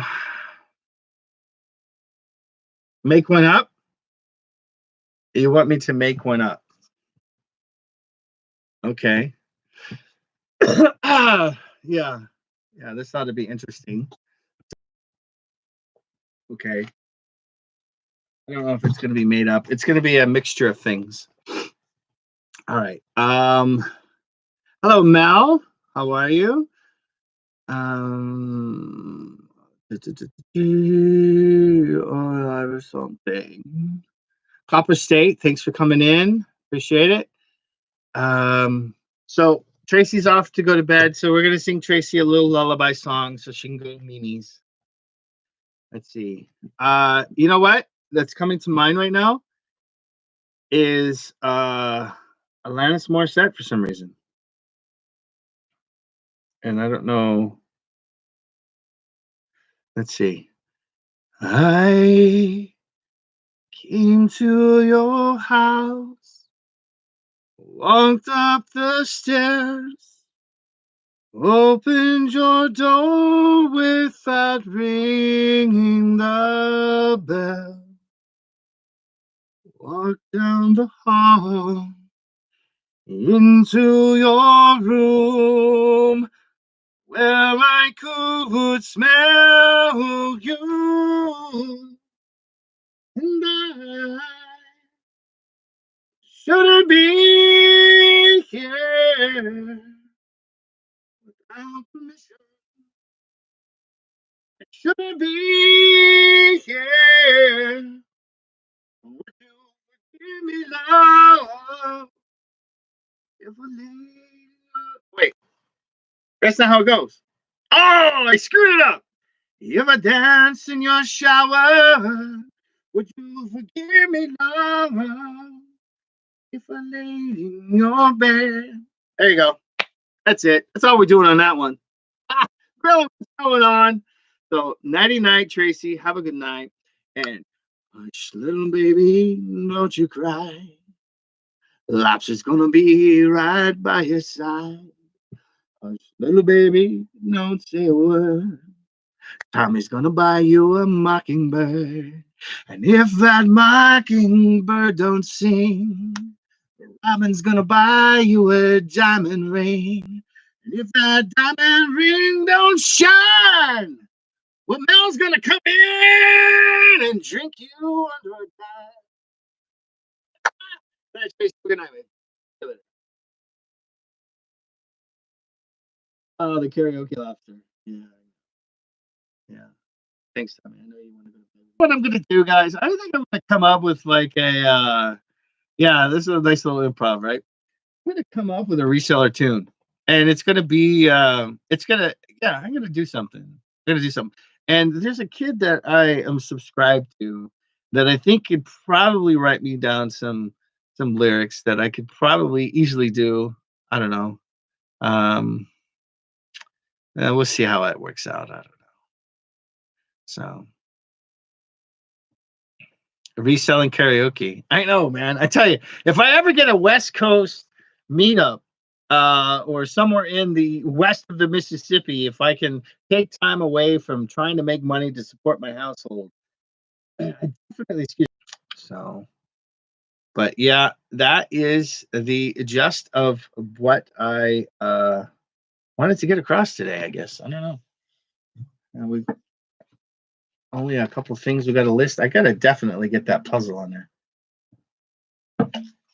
I want to see. I want to show you guys. I seriously want to show you this puzzle. I would have never thought. And I was just about to leave the store too. We gotta get some work done. We gotta get some work done. So I don't know if you guys noticed on a couple videos ago, I bought a $90 auction of makeup from KIT Enterprises over at was it Alexis, and I spent $90 for the items to be shipped. I have all the makeup listed online already. Half of our money back, and that was only on 5 items. Wait, yeah, 3 lip things and 2 foundation powder things or whatever the hell they are. I don't know. I don't know anything about makeup, but I do know that it sells. Uh-oh, Amazon has a new sales chart. Okay, got it. Thank you.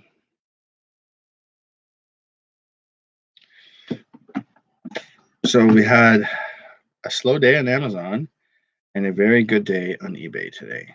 All right, so puzzle. Masterpieces National Parks Bryce Canyon Jigsaw Puzzle. Art by Randy Prince. I bet that's the reason why. Buy a box, $45, y'all. But it's got 105,000 sales rank.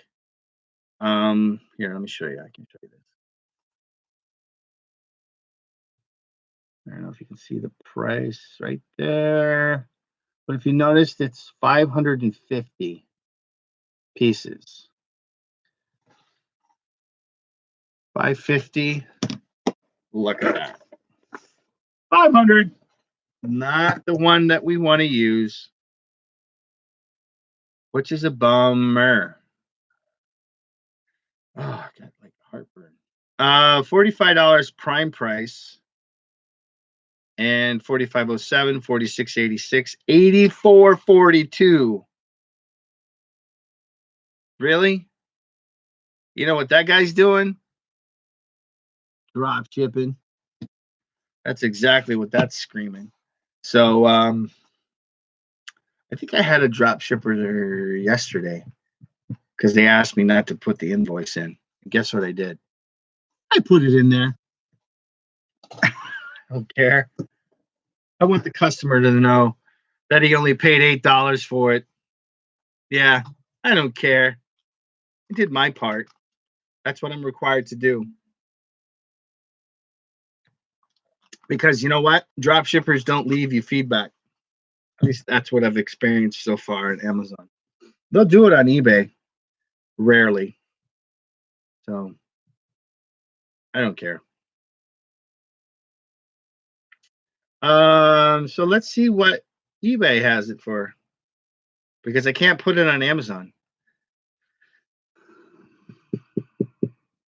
That's a bummer. I could go and say that it's the wrong picture, but I don't have the details on this.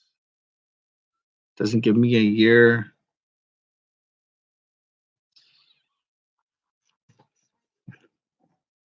It doesn't give me a year on it, so I can't complain that it's the wrong photo.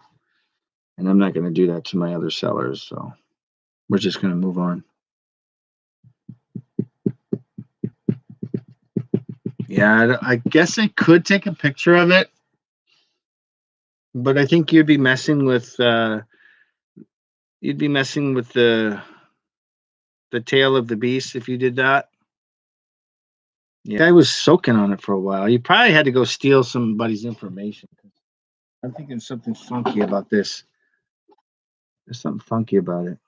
Let's see. Let's see where it's going.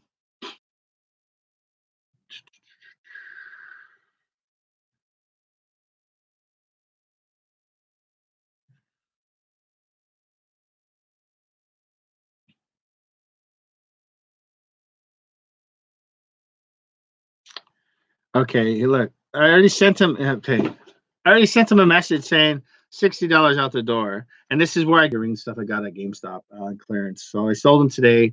I had them for $24.95 on eBay. I got best offer for 20 a piece, so I sold all three of them. And he said, "I'll pay you $60 shipping with shipping." Okay, so $60 out the door. I thought, okay, they're lightweight. They're going to cost me 368, 374, something like that to ship. First class. Now he wanted all three of them, so I'm looking at like $13. Now he's saying, so I sent him a counter offer back. I said, listen, you said 16. You said 16 on that. You originally said 20 in your message. It's $60. I'll send you an invoice. He says, hello. When I accepted the offer, the shipping cost was $4.46 for three pieces. See what he was trying to do to me? He was trying to get all three of them for $4.46, which would have costed me even more money after he already initially said, I'll pay you 60 for the total. And he comes in and says $16. And then I come back and say 20, and then a message that says 60 altogether as we had originally agreed on, because I was thinking the shipping per the quantity. So let me reply to this knucklehead real quick. And when I started to pay, the shipping cost rose to 13 fuck stick. The amount of 60 will reflect your stupidity on a invoice. Disregard, obviously.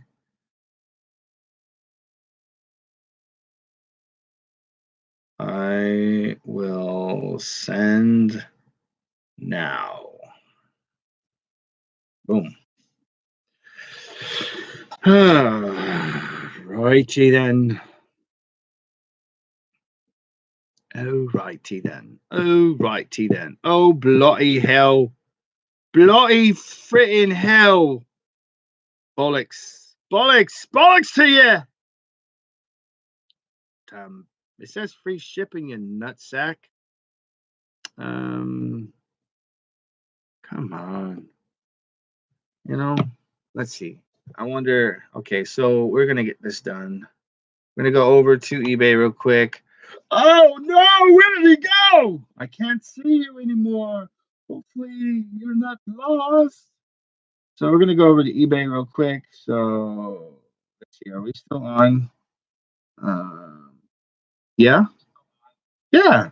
Oh, look at that. Oh, hello. Hello, Bobby. All right. So let's go over to eBay. And this technical voice. Ladies and gentlemen, boys and girls of all ages, tonight's show is brought to you by the stupidity of eBay's customers. Let's see. I wanted to get it all for $3.04, please. Let's see. Print shipping label, ad tracking, send an invoice. There you go. There you go, man. All right. Yeah. Yeah, because it's tallying it up, you fart knuckle. Boom. There you go. This field is required. I'll swear to God.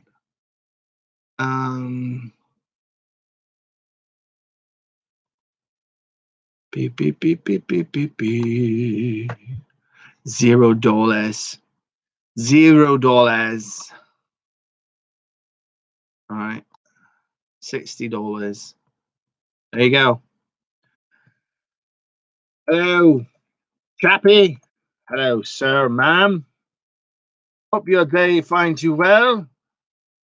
Here is the invoice for the total amount due of $60 as agreed. I'm listening to myself on replay. There is $60. $60. And I know that the original message, the individual may have had some issues with English because of the way they punctuated everything. Thank you.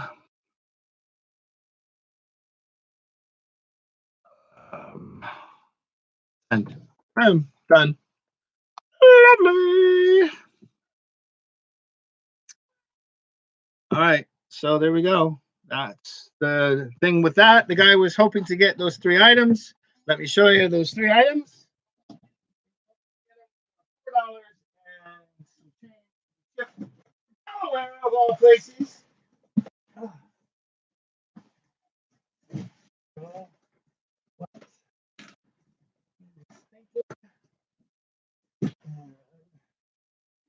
Oh yeah.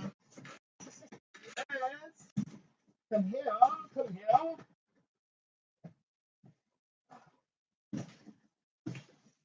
Oh Lord.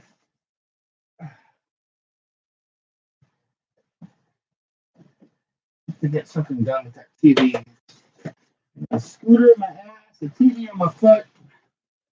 Oh my God. All right. So we sold these today.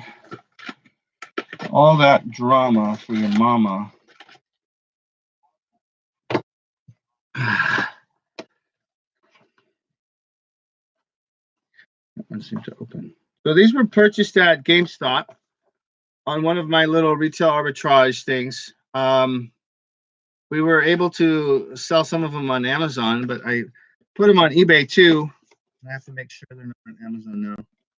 But these 3 are out. So we got $60 for these 3 boxes. I think I paid $3.90 something, $3.98 for them a piece, $4 a piece. So there's a little bit of money there, obviously. Got those in December, I think it was. So a nice little pickup. That's good.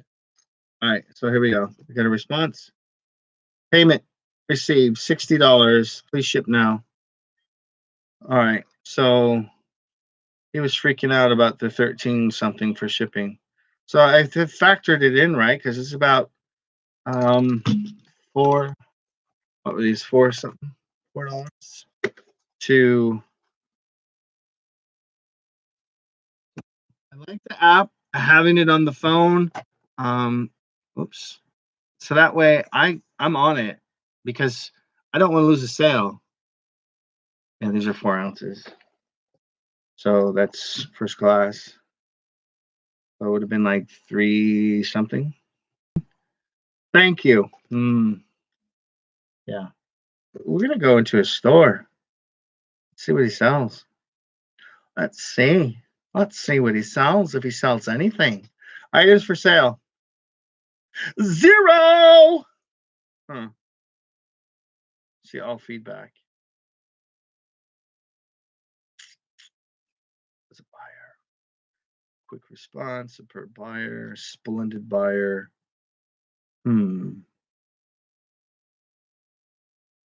I see two of the same. One that says splendid, one says superb. That's by the same person.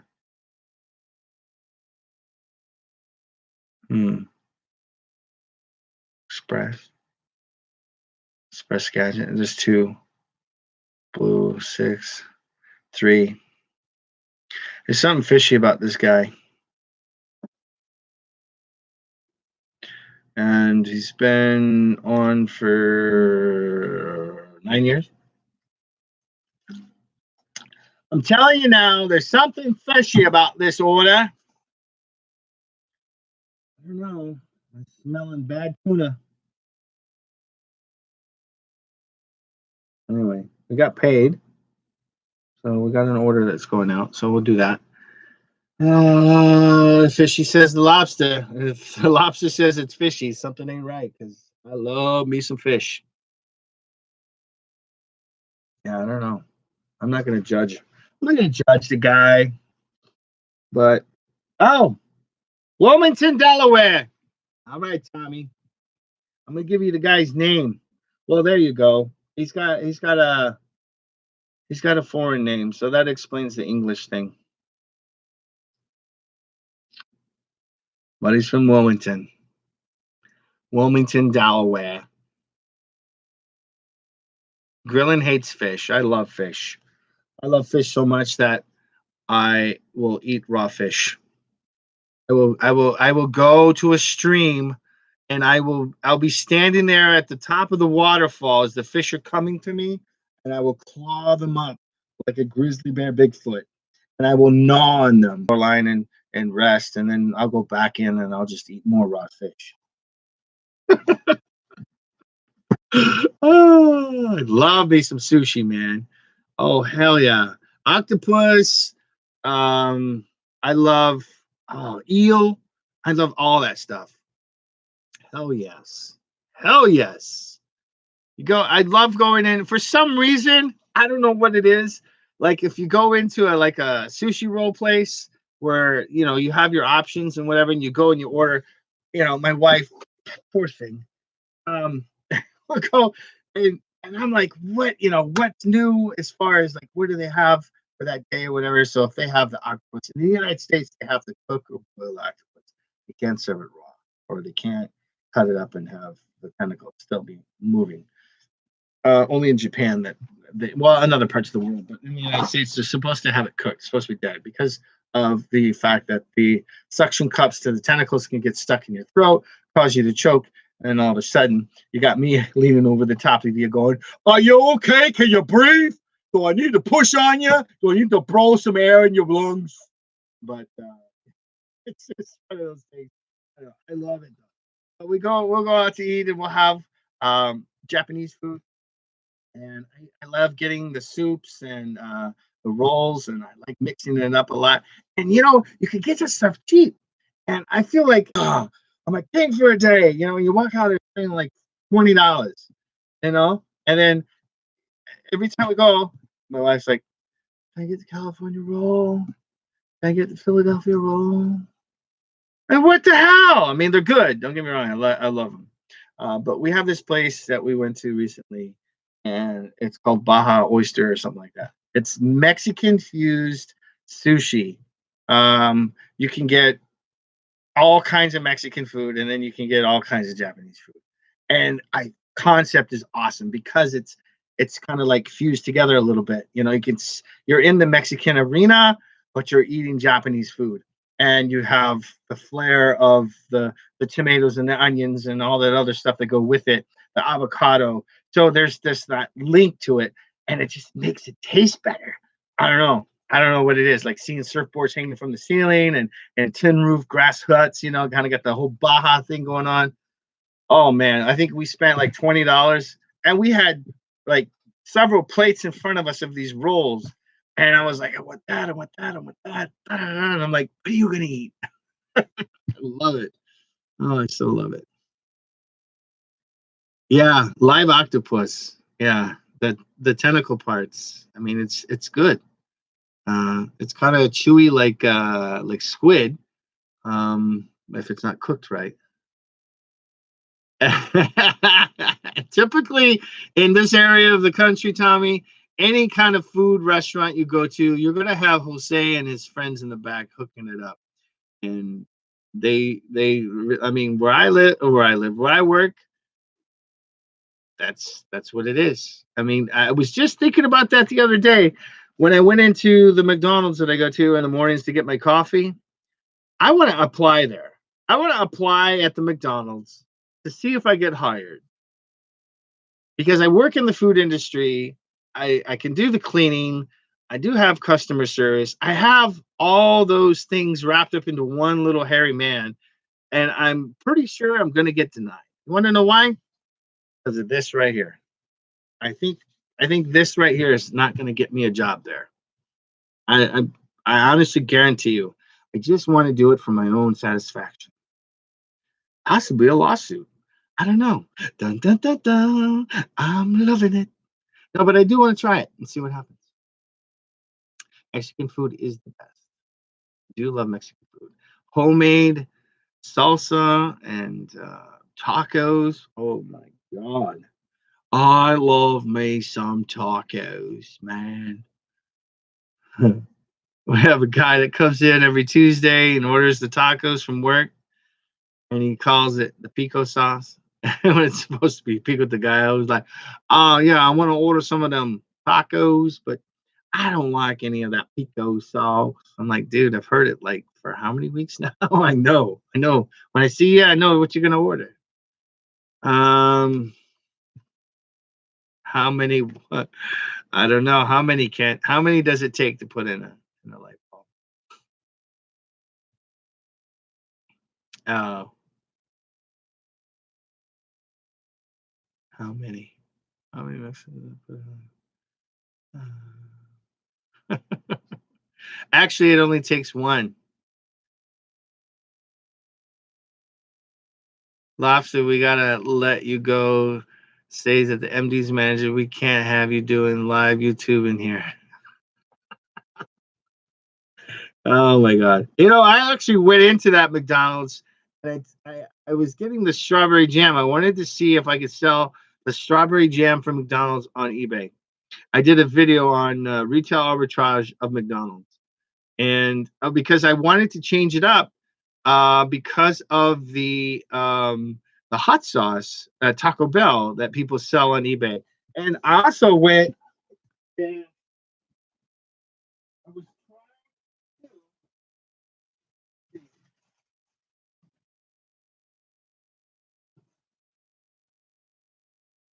I know this is a lot more, but we had a challenge here at the house, the Mexican style salsa at McDonald's. Okay? This stuff actually rocks, and I have tons of it. I'm not selling it because this is something that I enjoy having. If I ever run out of taco sauce for burritos here at the house, or whatever the reason may be, I have a backup, and I can take this with me on lunches, zombie attacks, whatever the case may be. We did a comparison with Frank's hot sauce, some El Mundo sauce, Tapatio, Chalupe or Chalupa, Tabasco. Tabasco is the worst. I don't even know.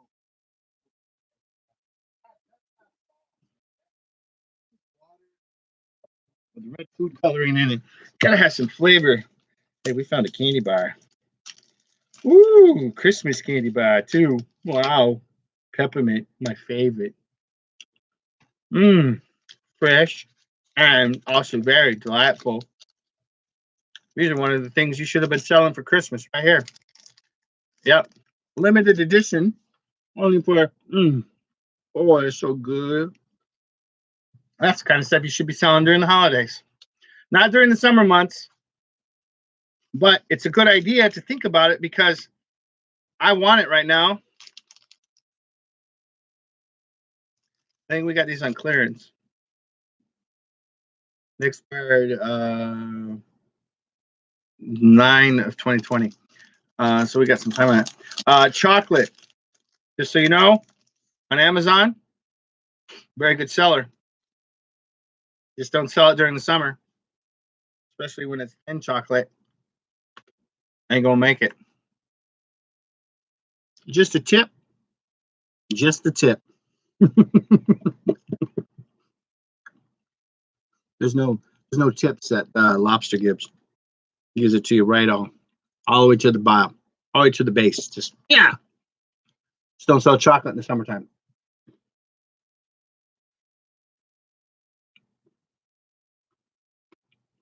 Yeah, you're gonna get pregnant. Chocolate with peppermint. Oh, I'm gonna have to save some of this for later. For later. I want this with some coffee.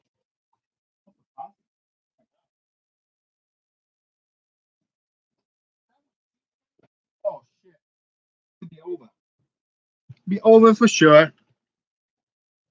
Mm. Oh, that was good. I know white chocolate is very good. I do like white chocolate, especially with that peppermint. That was awesome. Now I'm craving coffee. Oh, it was delicious. It's a good combination, right? Yeah. Oh, let's see. What else do we have?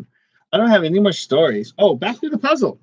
To the puzzle we go! To infinity and beyond. Anybody been to Bryce Canyon National Park in Utah? Brandon's in Utah. I wonder why this is so expensive. Well, let's find out. Let's find out, Bobby. Damn it, Bobby. This could all be yours, Bobby. Propane. Like, it's not anything like them. Bobby. I'd have to practice it, though. Bobby. Damn it, Bobby. It's kind of more like Elvis Presley yelling at his kid. Oh, Bobby. Listen here, Bobby. Baby, I'll have a blue Christmas without you. All right, we're gonna write down this the artist or the photographer. I would imagine it was a photographer. Well, it's still an artist. Let's give credit when credit's due, Lobby. Come on. Lobby! Lobster! All right.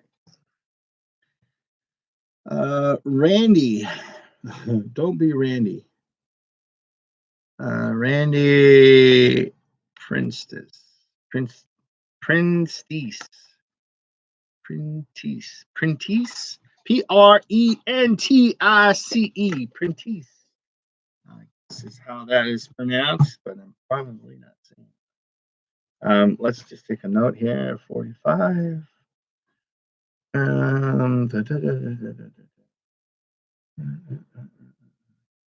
Yeah, I know, dude. You know, I'm glad I saw that video because that made me appreciate the state of Utah, where Brandon's at right now. I wanted to crack on his Space Jam beanie and his hoodie that he had around. It looked like he was like an astronaut. Yeah, like all he needed was his head capsule. But yeah, I can't wait for the kid to get back. He wanted to go live today, but I was like, I was kind of busy, and I know he's kind of like on a holiday, so let him live it up a little bit. Have some time. But yeah, it looked beautiful there for sure. I was jealous. I was so jealous. I just wanted to cry. I was like, oh man, I want to go on a vacation too. The only vacation I got is here in the garage, and I got to sit here and stand all this crap. Let's see, Randy, Dandy, Handy Mandy. Let's see what's so like special about it. There's a date on it. Okay, so Randy's photography. Mm-mm-mm. Well, we got Randy, the piano guy. He's from Arizona. We don't want him. Gabi stock photo selection. We got Randy's Facebook. We don't want that. Let's see. Hello, Randy. Do you know who I am, Randy? Large font, digital photography. What the hell is this? I better get some like.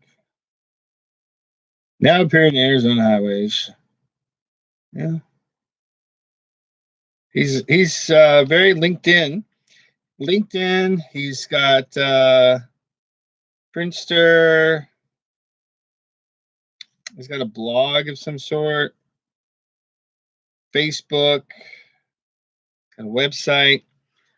All right. So I don't know. I don't think he's.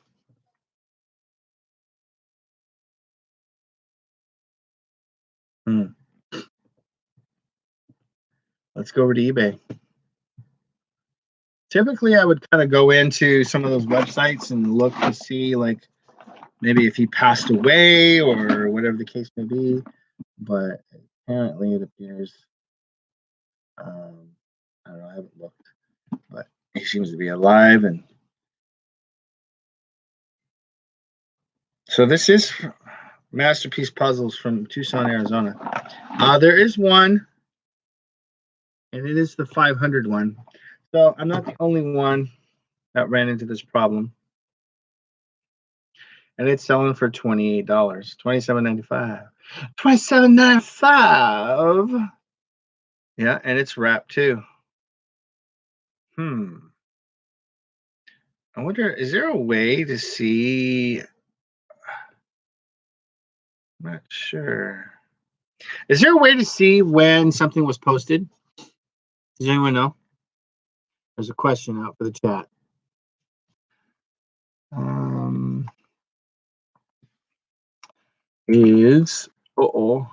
Please don't go. Oh, don't go. I'm begging you to stay. Oh, you know what song comes to my head right there? Jermaine Stewart.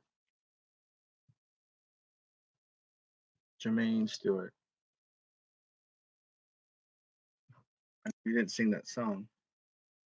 Does anyone know if there's a way to go on eBay and see at your competitor's site of the listing of when they posted that? I want to see how long it was on there for. You know what? Let's check sold. I don't think there's going to be any. 0. Yeah, so 0 sold on eBay. One person is selling it. For that, when it was posted, Robin might know the answer to that. Robin or Tommy? Anyone? Anyone? Bueller. So Amazon has 5 people selling it new, 1 person selling it collectible, but it's the 550 piece, so it's a newer box, I'm assuming. I guess if we really wanted to get into it, this is a 2012 lot. Yeah, so this is got some July of 2012. So the ones on Amazon, I guess. What if I could message somebody on Amazon? Say, what lot number? Yeah, I don't know. Why do I want to know that information? Because I can't put it on Amazon. But it's at 805,000 sales rank on Amazon. 5 sellers, 6 sellers on Amazon. Lowest is $30.47. Highest is $84. So we've got a drop shipper in the group. eBay has no sales within the last 90 days. 1 seller on eBay. The lowest is on eBay. I have no option but to put it on eBay because the listing on Amazon doesn't coincide with the marketing on the package. So I am going on eBay with it, I guess. We're gonna go $27.94. $27.94. I don't know what we're gonna do.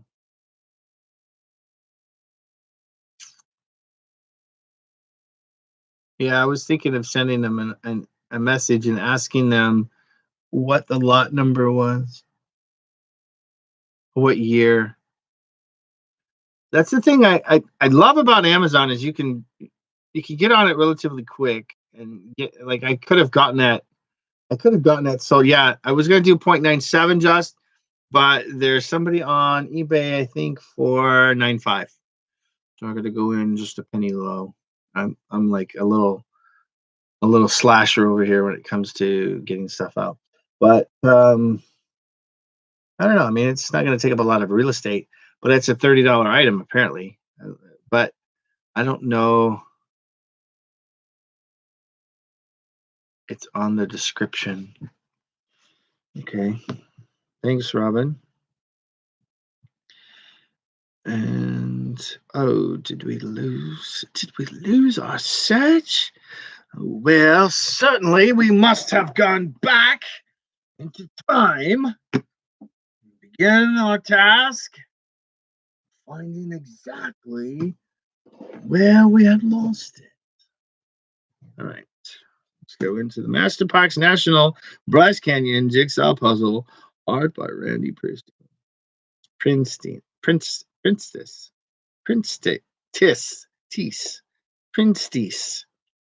Oh, hell's bells. Maybe it's only on the computer. Well, no sense of wasting any more time, sir. Let's go ahead. Now, here's the other thing, y'all. This is funny. So, here is the listing on eBay for this jigsaw puzzle. Okay. All right. It's the 500 one. So, we're going to use the template to save time. I'm going to take some photos, but I'm going to save it as a draft and then do the photos shortly after we're done here. It's $27.95. So here's one of the funny things that I've gotten a lot of lately. So I'm going to go and scroll down to sell one like this. It's going to come up and populate my turn to do my thing. I'm going to change the title around, but we're going to go ahead and save for later. Okay. Now, because I went into the other person's listing, excuse me, and I clicked it. It's going to send me in a couple of days. I'll get an email that says, "Oh, sorry." Let's see. Let's get the verbiage. I'm going to tell you, this is funny. I've never had this happen before, but a lot has been going on with it. And I brought it up in the chats, and no one has seemed to be getting um, the same information. Let's see. I think we had one. Took a picture. Uh-oh. There's that.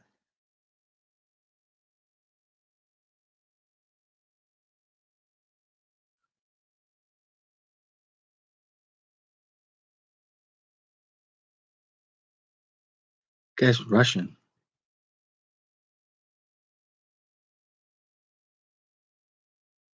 Where am I sending that thing to? Oh man, are you serious?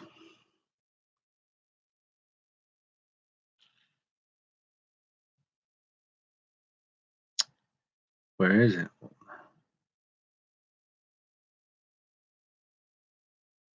So it's not an email. 25th? Yeah, they're not emails.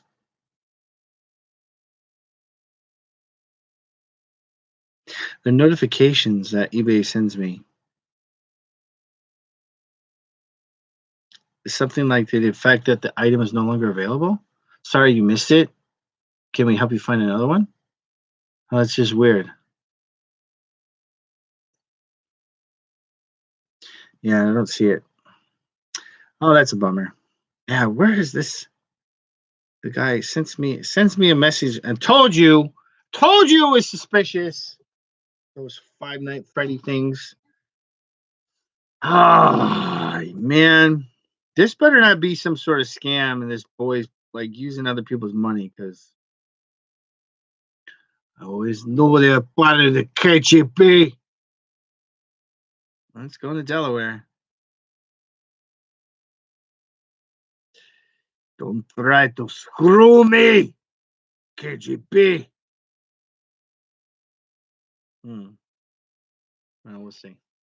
We shall see. We shall see. We shall see. All right, let's see what we can get. So we're looking at $30 for this. I think it would be a respectful price for that. Rise and grind. Wow, thanks for coming in, bro. You're up late. I appreciate you spending some time with us today. We were just going over some things and being goofy and crazy in the late night show. If anyone doesn't already know, Shane's in the chat, so please be respectful and kind to the young man. And he's a good one that I followed for the longest time. So right now, let's go into Amazon and see what we're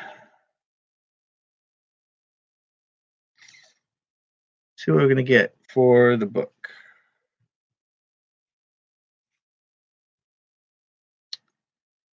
Yeah, let's see.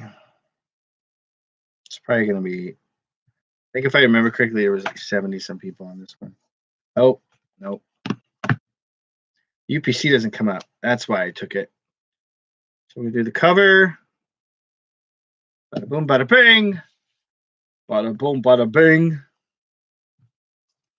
Oh, crikey. Yeah, this one's going to take some time to look into.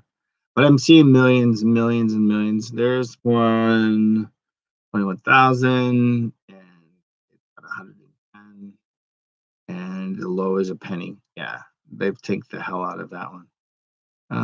I'm thinking for what I paid for this book, do I want to take a chance? I can tell right now. I would not put it as new, even though it is. I mean, it still has the sticker from wherever it retailed at one point at a store for $7.99. It's got a suggested for $12.99 on the back. When opening it up, that opens up fairly easy, but the pages are still firm, like they group together, so it hasn't been actually opened and read, and the stickers are still complete.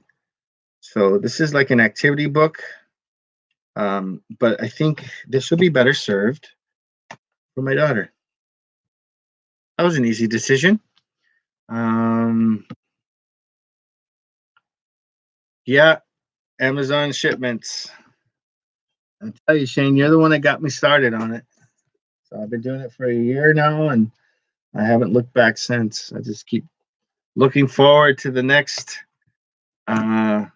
payout. I enjoy every minute of it, man. So that book is going to be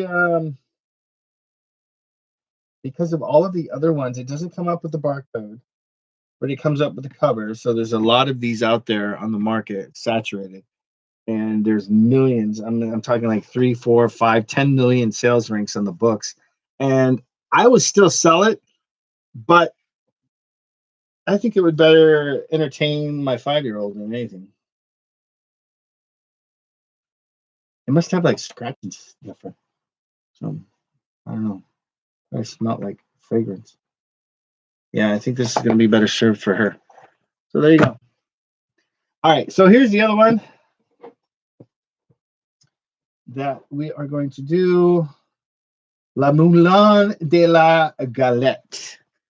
I don't know if that's French, but bonjour, comment allez-vous? Qu'est-ce que c'est un tableau? Bonjour, comment allez-vous? We're going to have to look this up because it doesn't have a UPC code on it. We paid $3.99 on this one, y'all. 500 pieces. Oh, man. This seems like it would be a hard puzzle to do. I wonder if it's on Amazon. But we didn't have any luck with the last one, did we?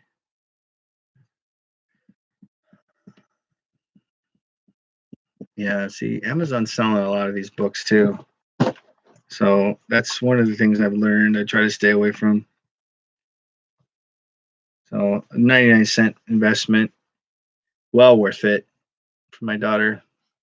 Definitely, yeah. $3.99, $4.99, $7.34, $3.99. Beginning reading. I wonder what level that is. Is that level 4 or 5? Beginning reading 1. Yeah, this might be. This I think this will still be good regardless. But she's like a level 4.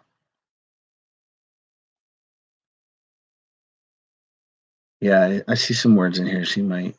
Yeah, I think this is good. Okay. See how I have to convince myself? Isn't that crazy? But education first, right? Education first. Okay, so let's see what this puzzle is going to shoot for. La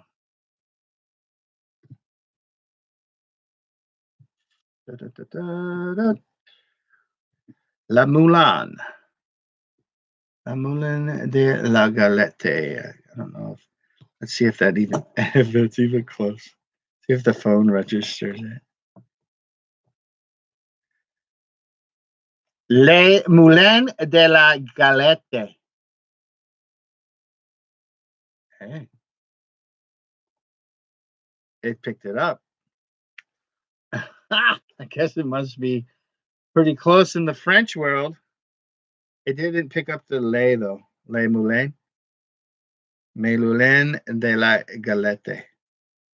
Les Moulins de la Galette. Da da da. Cha cha cha cha. Let's do puzzle.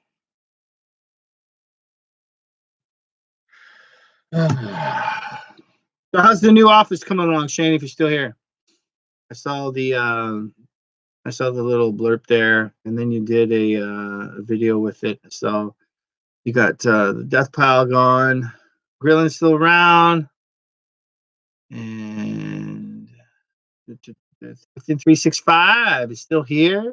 Robin, yeah, that was what I knew about talking about. Robin, you're up in You're what, in Sacramento?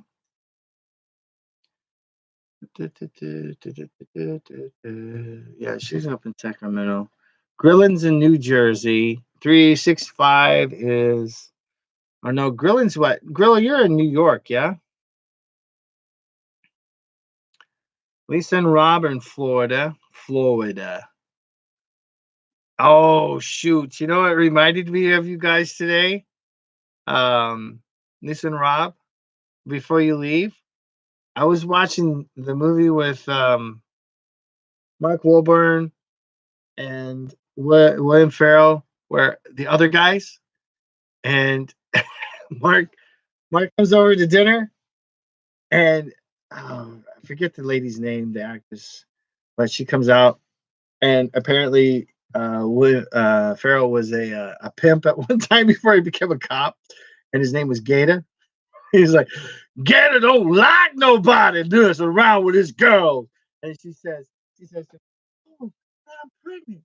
They go, who be messing around with my bitches? It's about wearing a jimmy or something like that. And it made me think of Rob Lisa because he was talking all southern with the gator. He was like, he was referring to himself as gator. And I was like, oh my God, I'm thinking Lisa right now when I'm trying to watch a movie. Anyway, as I go on. All right, so the Mulan puzzle is okay. Sorry, babe. All right, I'm being told that I'm too loud, so we gotta keep it down. Not a problem. No problem. Mulan, Moulin,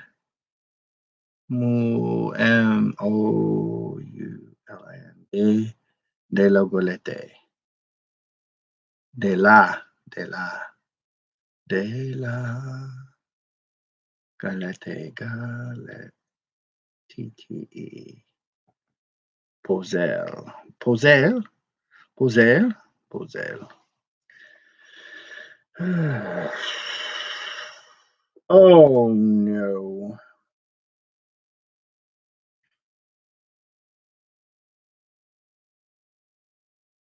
Is that the dance one? In the park, right? That's the dance one. The Pere Auguste Renoir, French, 1841 to 1919.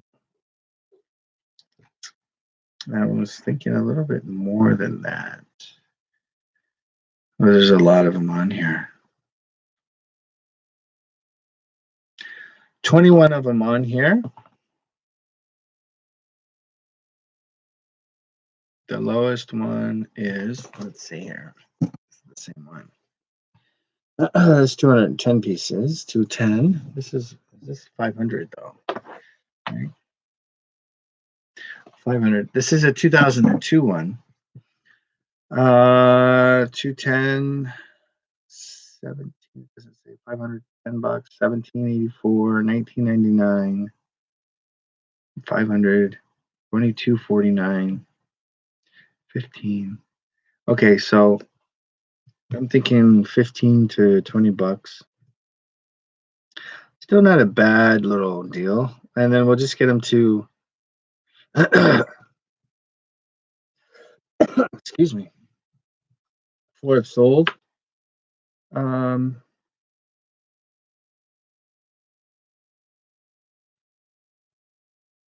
What the hell? Yeah, the Liberty Classic wooden jigsaw puzzle, the 754 piece one, sold for $141. What the heck? Let's take a look at that one. I want to see that one. That's the good to know. Wow. That's crazy. This one is very, very vibrant in color. That one sold for 141 bucks. It's a different one than the one I have. And then it's got these wooden bits that go with it. These little bits and bobs. It goes with the puzzle. Okay, Tim. See you later, man. Yeah, I know, right? We all have them. Night, bro. The books that Amazon accepts into their program for resale how do you get the books to them? Do you have to pay to ship them into Amazon? Yes, you actually do. 365. However, I don't I don't send my books into Amazon via FBA. From here, I like to handle my product and send them out to the customer quickly. So I do what they call fulfilled by, or merchant fulfilled, or the basic same concept as eBay or any other platform that you sell on. So when a customer orders it, it's through Amazon via you as a third party, and it would be technically through a third party through FBA. But when you sell books on Amazon to ship from Amazon, you will there's a process you have to follow through. You have to be in the program first of all for fulfilled by Amazon, which is fairly easy, and you will be needing to tag and bag your items so that when they're sent in a box, a lot of times people use the medium or large type boxes, and it's relatively inexpensive to ship to Amazon, the corporate rate. You'll be able to probably send up to 50 pounds for, I don't know, ridiculous cheap prices to their warehouses. And then from there, it's sorted, it's compiled and inventoried, and it's logged under your account based upon the information that you've put on the item itself. So it's something like this. You would put a sticker on it, and it goes to Amazon. Then they have a warehouse of people that get the box. They open it up, they scan it, it goes on a conveyor belt, and then it goes down the system to wherever it's going to be stored, and it sits in a cubicle with all the other stuff that you have, and then you pay a fee for that to sit inside a space that you rent, basically, until you sell it. If you don't sell it in 6 to 12 months, Amazon sends you a nice little notice that says, hey, do you want to continue with this item, or do you want us to dispose of it? Depending on where you're at with your product, it's going to determine on the decision you make, and either they will supposedly dispose of it, or just throw it in, their warehouse or whatever and resell it, or what, I don't know what they do, or put it in pallets and sell it off to other resellers. So that's how that works. I don't want to deal with all that because I've been selling on eBay for so long that I'm so used to just keeping my stuff here. And when it sells, it sells. And when it don't, I get rid of it. I don't want to have, I just use the platform to sell my stuff. So with me, I go, like for this book, go to Goodwill. I picked it up. It's a fairly decent book, new book. Decided that it might be worth looking into. I picked it up just on a gut feeling. Then come to find out that the book doesn't, in my opinion, doesn't do me any good because of the amount of money that it's not going to bring to me. So I'm going to best serve this and give it to my kids. But in this case, I would have scanned it with the barcode on the back, put it on Amazon to see what condition I would have rated it. As a note for myself, I never list a book as new because I'm not a distributor. I'm not advertising to sell this as a new product. This is a used product because I got it from a thrift store, but it's a new like condition. Be very careful on the books that you get because I do know stories have been floating around that the lawyers for these distributors that sell textbooks are out looking for resellers. So FYI on that. Adam 12, APB for resellers on Amazon selling books. I remember the day when half.com was the place to sell books. And that was shortly after Amazon was really kind of doing their own thing before they introduced third-party sellers. So it is getting late.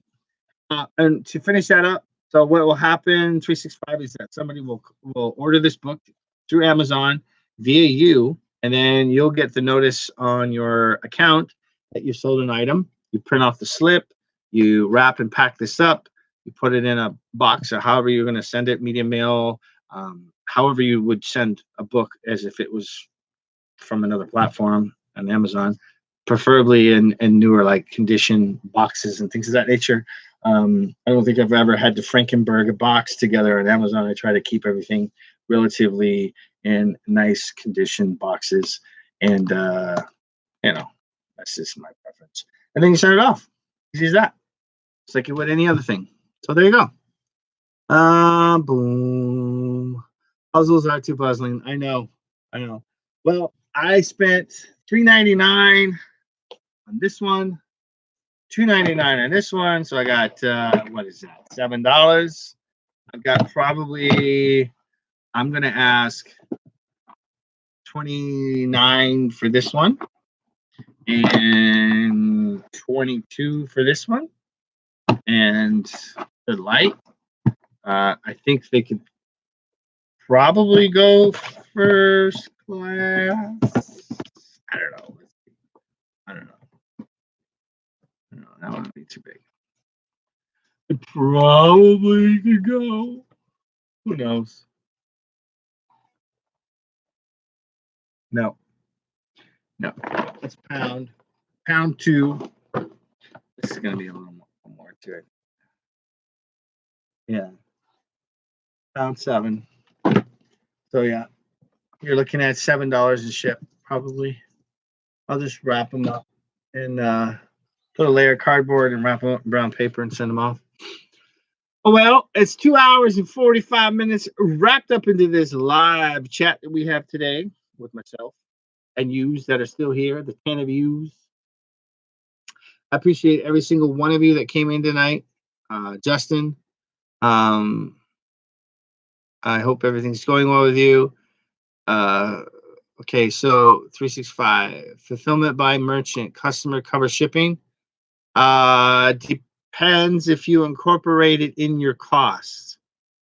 Now, with Amazon, I'm telling you, it's a tough market to be in or a platform to be in because people tend to tank the price. You have some factors when it comes to that, where if you're selling, let's say, for instance, you're selling this book, and in my case, I decided not to sell it because there's so many different variations of it, and it's got a very high sales rate. It's in the millions. And I'm not talking like one, I'm talking 3 to 4 to 10. Now, I'll still sell a book in the millions because at some point it's going to sell. It doesn't take up a lot of space. But I've got books that I've had for over a year and they still haven't moved. So I'm not buying a whole lot of books. Like this was the only book I've bought for the month of February. I think. Yeah. Maybe for the whole year so far. One book. But I bought it with other things in mind, and I think I'm going to go with the route of giving it to the kids. But the idea of incorporating the cost 365 into this book is okay. What did you pay for it? Obviously, you're going to assess it as if you were to do it on eBay. What was your cost, and how much is it going to send? Well, you already know it's medium mail. It's about a 10 by what is it? 10 by whatever. 10 by 6. 10 by 7. Well, it's 9. It's not going to fit in a 9 by 6 box. So it's a 10 by 7 by 1. So you can do medium mail. It's going to cost you about $3 to ship it. Got a little bit of weight to it though. So maybe a little over $3 to ship. So I got $1. There's $4 right there. I'm going to say $4. $1 to buy it, $4 to ship it. I would need at least the going rate for it, $12.99. That's what I would ask for it. $12.99. Maybe go $11.99. Give the customer $1 off, but I would have to at least get that because Amazon, we don't know what Amazon's going to charge me for it, and I've seen them go like 30% on a book. You've got guys on there selling books for a penny and charging $3.99 ship. It's because they're selling thousands, if not tens of thousands of books in a warehouse somewhere. These people that are selling these books for $5.09 for a book. There's no money to be made in that. I don't get it. So that's one of the things you got to look into. So if you were to sell this book today, 365, you would have to sell it for at least $11.99. Okay, that's just my take. Yeah, books are about volume. Unless you get specialty books. Now, if you can, now Justin, that's a valid statement that you made. That books make money in books. It has to be in volume. You have to get them for cheap, for dirt cheap. And once you get to a point where you've made your money back and you start making profit, anything else remaining, it doesn't matter. Just blow it out. You can get rid of it. That's how they make money. So if you spend $700-800 for a Gaylord of books, or $200-300 depending on what you're buying. If you got over 3,000-4,000 books in there, and you figure if I sell each book for $1, I mean that's what they're looking at. How much is it going to cost you in shipping? Shipping eats a hell of a lot of fees, man. It's a huge number for me right now, fees. Georgina, thank you for coming in. Good morning to you. Yes, I'm 365. Hopefully that was very helpful for you. So you got to factor that in the fees. I mean, Amazon charges a crazy amount of fees for books. It varies all over the place. It's not a set price like with food. It's like, I don't know, it's like 8% of whatever you're selling. Books are crazy. Like I could go here. Let me see. Um, Let me just pull up a book, and I'll show it to you and see. It's insane sometimes. Like I'm selling the book for $3, okay? Or no, five. Let's say I'm selling the book for $5. There could be I just closed it out.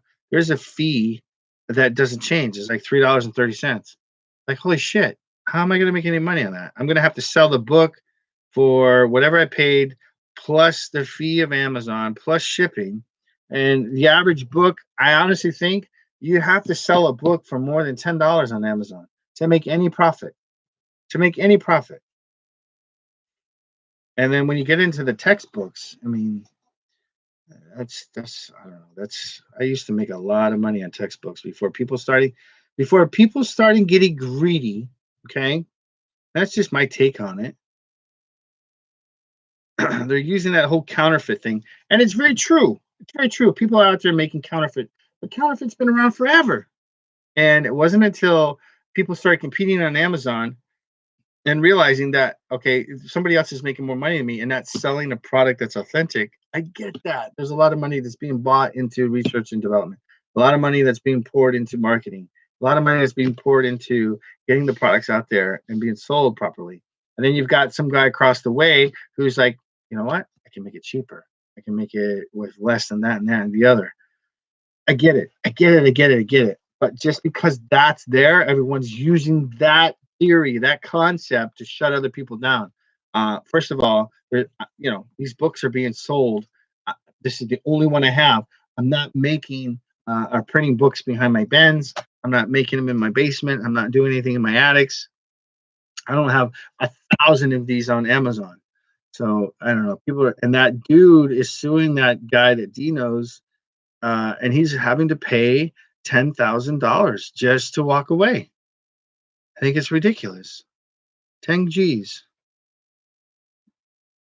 All right, here's a book that I'm selling. Prime example. Look. $9.99 for a book. Look at the fee. $3.30. They're going to take from that $9.99. I bought a bunch of these. There's a series of them. This is volume 9 of it. It's the Japanese Hushinos or whatever they are. They're like comic. What do you call it? Anime. I think it's called anime. But the books open from the other side, from the left to the right.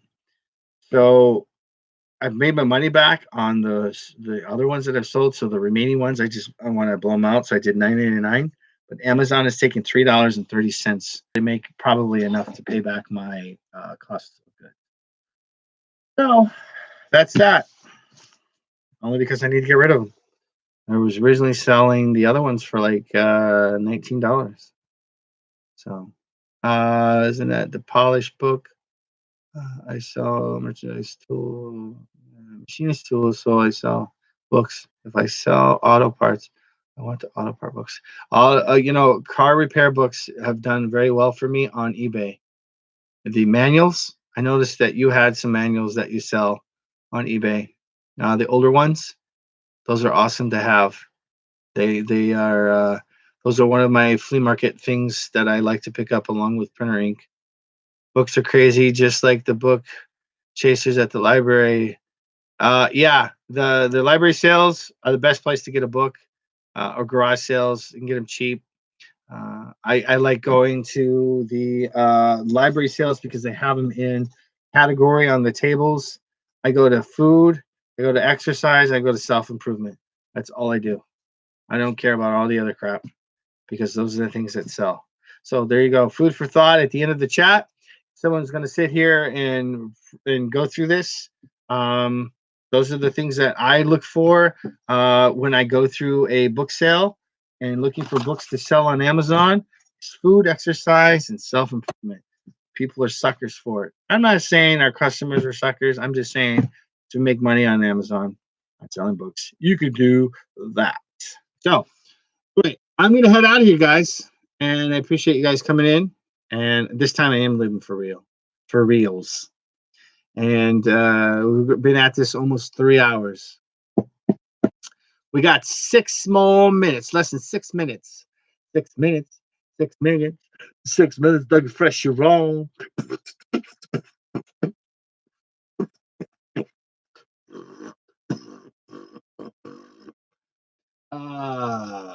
Right. Yep. There you go. A little beatboxing lobster. Hit it.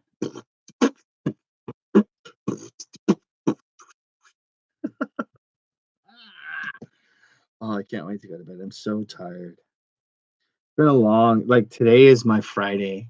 Yeah. Saturday or whatever day. No, today's my Saturday. I didn't do a whole lot. Oh, there's 58 people in that listing still. That book's not going to sell. I'm going to have to sell that book for like less than $9.99. Anyway, I don't know. I got to do something.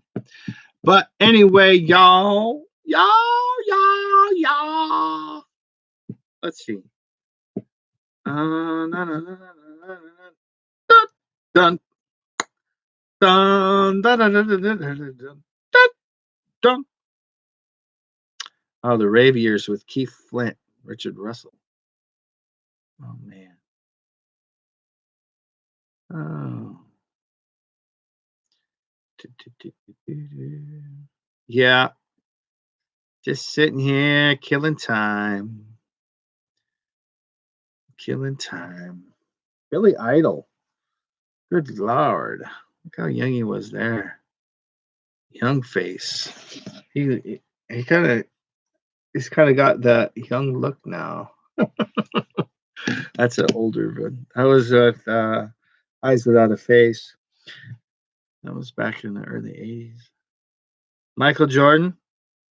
I don't know if y'all saw that when he shed a tear or several for the Kobe Bryant memorial. I wonder if that meme was going to go crazy.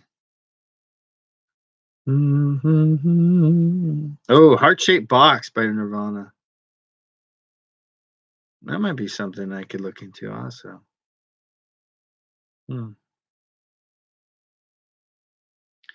Rally Roots.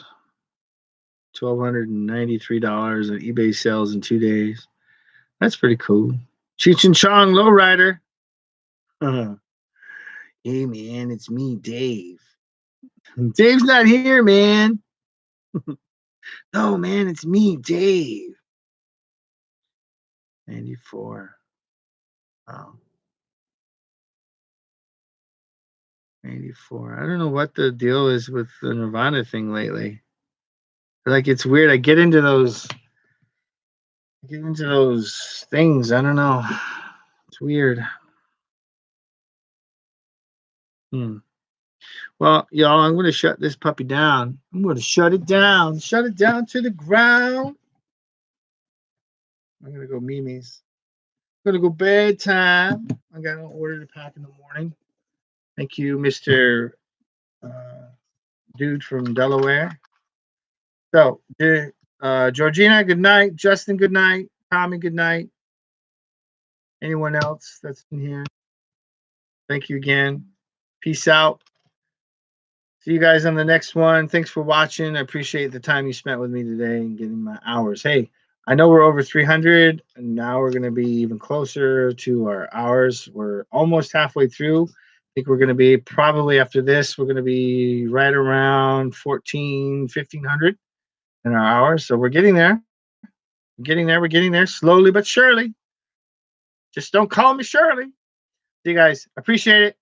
This video was brought to you by Pure Water, the refreshing carbonated drink that is petite little bubbles that go pop in your mouth. Whatever. Good night, y'all. Take care.